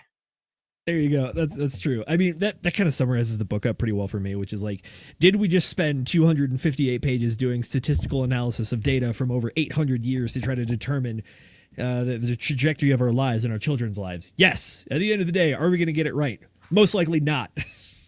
So, but I mean, going through the thought process is important. So there's that. Absolutely. This is something I've been trying to hone in on recently, which is trying to understand: am I acting rationally, or am I rationalizing whatever I'm doing? And I want to make sure that even if I'm going to get it wrong, I'm trying to make rational decisions.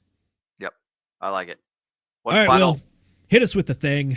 There is one final thing we got to do before we close out, ladies and gentlemen, and that's chat motherfucking shout outs. Time to shout out all of you at home who are interacting with us. Whether you're watching us live or on the replay, we appreciate all of you. We especially appreciate everyone that's watching us live and typing to us their thoughts and feelings, and we'll be sure to read them out and respond to you. So, Mr. Producer, if you wouldn't mind bringing them up, and Mr. Zenith, why don't you go ahead and interact with these audience members? First up, we have Russ. He says DRT or DJT. Either way, let's go. That's right, Degen Roundtable. Donald John. Is it John? No, it's Donnie Julian Trizzle. Donnie Julian Trizzle. Name. There you go. Yep. Either way, let's go. 45 and 47. I'm stoked about it. And I hope he brings good things and not the crest of the wave that is a crisis, hopefully. So we'll see. What's a trizzle? A Trizzle? About it. It's like a Snoop Diggity Dizzle dog. It's like okay. a Frizzle. I should have known. Anyways. All of that good stuff. Up next, we have Tam Tam saying, "What's up, fam? Great to see you, Tam Tam. Hope you're having an excellent day out there and continuing to be the #1 cheerleader in the crypto space, by the way. So shout out to her. Go follow her on Twitter. She's a good time." Up next, we got Tin Top says, "What's up, Hexkins? What's up, good sir? I did recently learn that the peace sign was also a callback to Winston Churchill in World War II, which is V for victory, baby." Oh no! I mean, he's this. I'm pretty sure all the pictures I see of him are doing this. He did By this. the way, he did this accidentally one time, and everyone was like, "Why?" He was wondering why everyone was freaking out why he did this, because this basically is the other way of saying like "up yours." There you go. This it's is that, peace. or he could just be the precursor to DJ Khaled, who did the "All We Do Is Win," the W. All we do is win. There you go. Thank you, Tin Top, for the tangent. Anyways, back to Yellowtail. He said, "I made a roller coaster with a minecart in Minecraft with my niece. Very, very nice. Minecraft is a good time. Love Minecraft. For anyone who enjoys Minecraft but also enjoys suffering, may I recommend the RL Craft mod pack. It is pain incarnate, but it can also be a good time." RL Craft. Yeah, no, I try to relax with Minecraft, bro. No. We put the emphasis in survival in Survival Crafter. Like, boy, What you is be RL surviving. Craft? It stands for real life craft, aka What you have to worry about things like food, which will kill you, hypothermia, monsters that will actually kill you, and if you die, you do not spawn in the same location unless you have found a village which has a bed that you steal and then set as a home point. And all of the crafting recipes are mixed up, but there's a lot of like levels progressions. There's a detailed magic system. It sounds like fun. Tons of new mobs. It's fun. It will absolutely punch you in the dick though, so just heads up. Yeah, good. And in other news, there is Wisconsin. Woohoo! Oh, you got the beer? You got it? Very nice. Cow, baby. Excellent. For Who sure. else we got next on chat shoutouts? We got Hexkin Lost in Asia say ETH is trying to break 3K. Trying anyways. Let's Add another zero to that, please. Yep.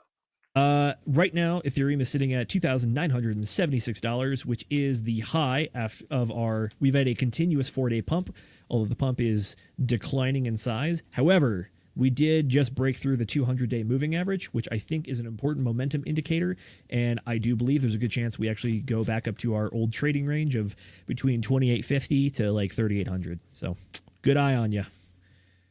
Right. Up next, we got Beyond All. He says volcanic eruption. There you go. Beautiful. We got Moonpilled Rational Optics saying the machines will rise up. Skynet is already here. Well, there's a good chance. I mean, I had a chance to talk with Coffee on his stream, and I proposed the idea that we have a running gun battle of 3 different people. We either have the AI Singularity, we have the Boston Dynamics robots taking over, or we have all of the Elon Musk Neuralink chips taking over your brains. Pick one. Or have all of them happen at the same time. Who knows? Porque no los dos. Up next, we got Taylor throwing us the shaka. Hope you are hanging loose, my man. And then after that, we got Sam Stevenson, good friend of ours. He says, like the video. Or I think, what was it? He said, button smash the like the other day, which is the opposite of smash the like button. So Shout out to There you, you go. Sam. Good to see you, my wonderful brother. good to see you, brother. Last but not least, we also have good friend of all of ours and fellow Moonganger and Hexkin. He says, it's Hex Monkey. He says, what's up, peeps? Good to see you, my man. Great hanging out with you in New York. Glad to see you on the stream, my man. Cannot wait for Vegas. Or might be going to Crypto Week. Who knows? Puerto Rico might be in my future. There we go. Need a tan. Need to get rid of the golf tan lines. They are bad. There you go. Yeah. I'm just saying, dude, sock tan lines after playing in shorts all summer, it's bad. Also, I always drove the cart and stuck my leg out, so my left leg is tanner than my right. Yep. Alrighty, that's what we got. Let's go around the horn. Folks, I want to hear your thoughts on the book, where it falls in the road to 10,000 hours mastery journey, and then also, who are you and where can we find you and what have you going on in the near future? Let's start off with our co-host, Will Stevenson. As far as where does the book lie on the journey of 10,000 hours to mastery, I would say, like, I don't think this book is entirely necessary because if you're interested in history and learning about things broad scale, then, this might be the book for you. As far as like, is this book super juicy, super awesome? I can't say because I only read synopses of it and I did not read the actual book itself. So, take my words with a grain of salt because I don't really know what I'm talking about. But I would say like it's probably good for history, but I don't think it's good for like a high leverage move. I don't think that this book is going to acutely solve one of your problems that you might have. Like if you need to know how to throw a free throw, then you need to go study the people that throw free throws. If you need to know like how to build a car, then you need to go study the people that build cars. I don't know exactly what this book solves, other than it gives some good like foundational background on like, hey, these are some things that happen with human society, so perhaps expect these sorts of things. And by the way, we don't know where we are in the cycle, but if you see these things coming, then hey, maybe you can save yourself from cannibalism or something. So like in the event that you're a person who want to stop cannibalism, then this book would be good for you to look for those red lights, those green lights, and those yellow lights and everything like that. As far as where can the folks find me, you guys can find all of my socials at will.pls.fyi. I'll go ahead and drop my Twitter in the chats below, and that's where you can find where I am actively chatting with people and doing things. But if you want to find all my other socials, again, will.pls.fyi. And that's all that I've got. We're going to be covering on 1 week from today for the next book club. We're covering 15 Ways to Fix the World by Richard Hart. So you guys can go ahead and go on and go listen to that by A Wild SJ right now if you would like. I think it takes about 5 or 6 hours to listen to the whole book, but it's on YouTube and it's free and it's super duper available. So that's all that I've got.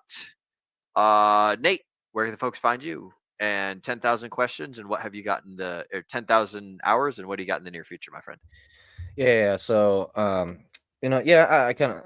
think it is important to understand, the cycles of basically humans and how they do kind of operate, right? My initial thoughts on this book is that, Fischer skillfully merges economic history with the human experience. I do think that is actually important. His tracing of patterns over centuries, felt like uncovering the hidden force shaping societies, which is interesting when you think about just how powerful money is, right? So, yeah, Fischer connects inflation, deflation cycles, the cultural and political changes, showing economic waves at inevitable tides impacting all areas of your life. It's just, I really do appreciate, his portrayal of the human cost behind these cycles. And then, focusing on ordinary people, navigating through them, and just all those types of stories. I really do appreciate this book. I think it is interesting, even though I did not read it myself. Like I said, I did have a long back and forth with an AI about this book, just having deep conversations about it.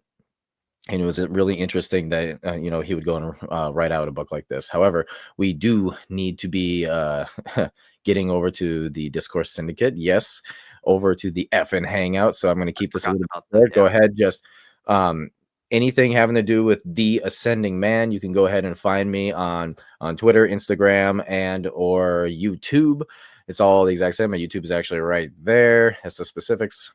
And so, either Nate McGettit, Ascending Man, you'll be able to find me. And if you're not in our Telegram, what the hell are you doing? Scan that QR code.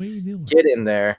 You can get in there, because if you have any questions, if you're like, I don't know about something, if you are asking that question just one time, we have the answer there. So get in there.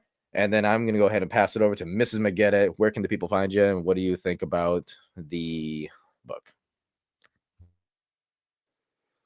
Okay, so you can find me in the Telegram that everybody has already pointed at and emphasized that if you're not in there, you're probably a massive loser who wants to fail. But anyways, for thoughts on the book, much like review of those people. It's all in good fun. But I mean, get in there still. It's in good fun, but also it's a little bit true, just a little bit. Anyway, as for the book, I didn't read it, as everyone else here pretty much didn't read it. Zenith, you were the only one who likes to read with the eye holes when it came to this one. So it was required, unfortunately. I believe it. It was not my first choice. But so I do not feel like it would be fair to give you to try and give an analysis as to where it would fall. One thing I did notice is that these patterns seem to be almost inevitable. Kind of the way they describe them, it's like it's a never-ending cycle for human life. And I'm very curious to see how this one goes now that we have things like the World Wide Web. And we have so many new technologies that we just didn't exist, 50, 100 years ago. So I'm wondering if maybe that'll break the cycle. I guess there's a little bit of hope for that, kind of in my mind, looking at these things. But ultimately, humans are sort of self-destructive, is what history has proven over and over again. So you never know. I have some hope for the future, but we'll have to, wait it out. Unfortunately, us ourselves probably won't be here to experience the end of it, because life just doesn't last that long. So I went and got actually a free copy of this book, the ebook. I'm in a Facebook group where people exchange free copies of books, and I'm going to put that in the Telegram. So as soon as I can get it to work, I tried to download it and it doesn't like me, but I'll figure it out. And so if anybody wants to go read it after the fact and just kind of go through it themselves and have that fun experience, I will drop that in there for anybody who wants to. Other than that, I'm going to toss it back to you, Zenith. Take us out of here.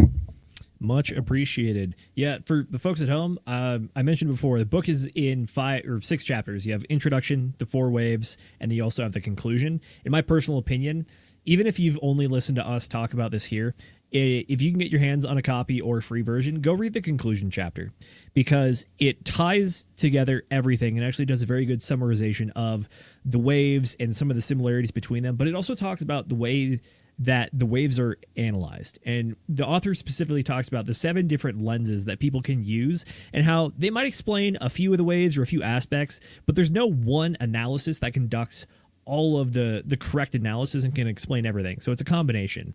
And at the end of the day, he starts off with saying this is a complex problem and a complex discussion, and he ends up with like, it's even a complex answer that's probably not even complete. But overall, for the road to 10,000 hours for the mastery on this one to be a better crypto investor, I would put this somewhere above the 3,000 hour mark, if not above the 5,000 hour mark.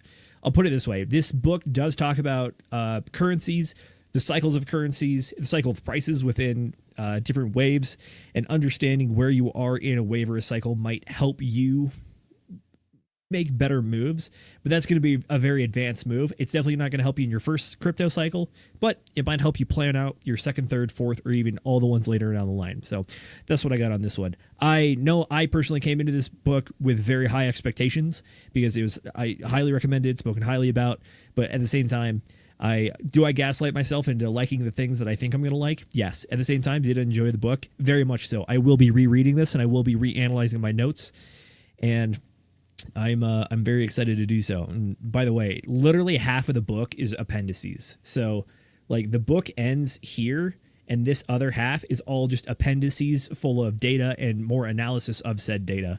So well worth the money. And I'm actually excited to read the author's other book that he wrote. It's called Paul Revere's Ride. It was actually a recommendation by T-Rex Arms, and it specifically talks about how to set up old school intelligence networks like the Founding Fathers did, aka Paul Revere back in the days of the Revolutionary War, and how you have to build community and how to vet people and how to understand and build trust within networks and operable teams. So it's an interesting one. But I'm going to go ahead and say it now. The next book I'm picking for book club 2 weeks from now, after 15 Ways to Fix the World, is going to be The Sovereign Individual. I'm feeling the cycle talk. Oh, I love that one. We had a good conversation at the beginning of the show talking about the comparing this to David Graeber's debt cycles, and I think that Sovereign Individual will be a good dovetail into this book and that one as well. So try to keep it going. Fair warning, it's a little bit dense. The audiobook's about 18 hours long at normal speed, so just a heads up, get going on it now. But that is what we're doing that. Other than that, folks, I am Zenith. You can catch me on Instagram and Twitter at ZenithDI, or down in the Telegram down below, which is over there. You can at any of us here, hit us up with questions, comments, concerns, book recommendations, and we will absolutely get back to you as quickly as we can. But other than that, Agent J is famous for around these parts saying that we know time is your most valuable asset. So we appreciate it every time you spend it here with us. So, with that being said, thank you so much for your time, your participation, and all those brainwaves you sent our way. And until we catch you guys next time, I hope that everyone out there continues to degen responsibly.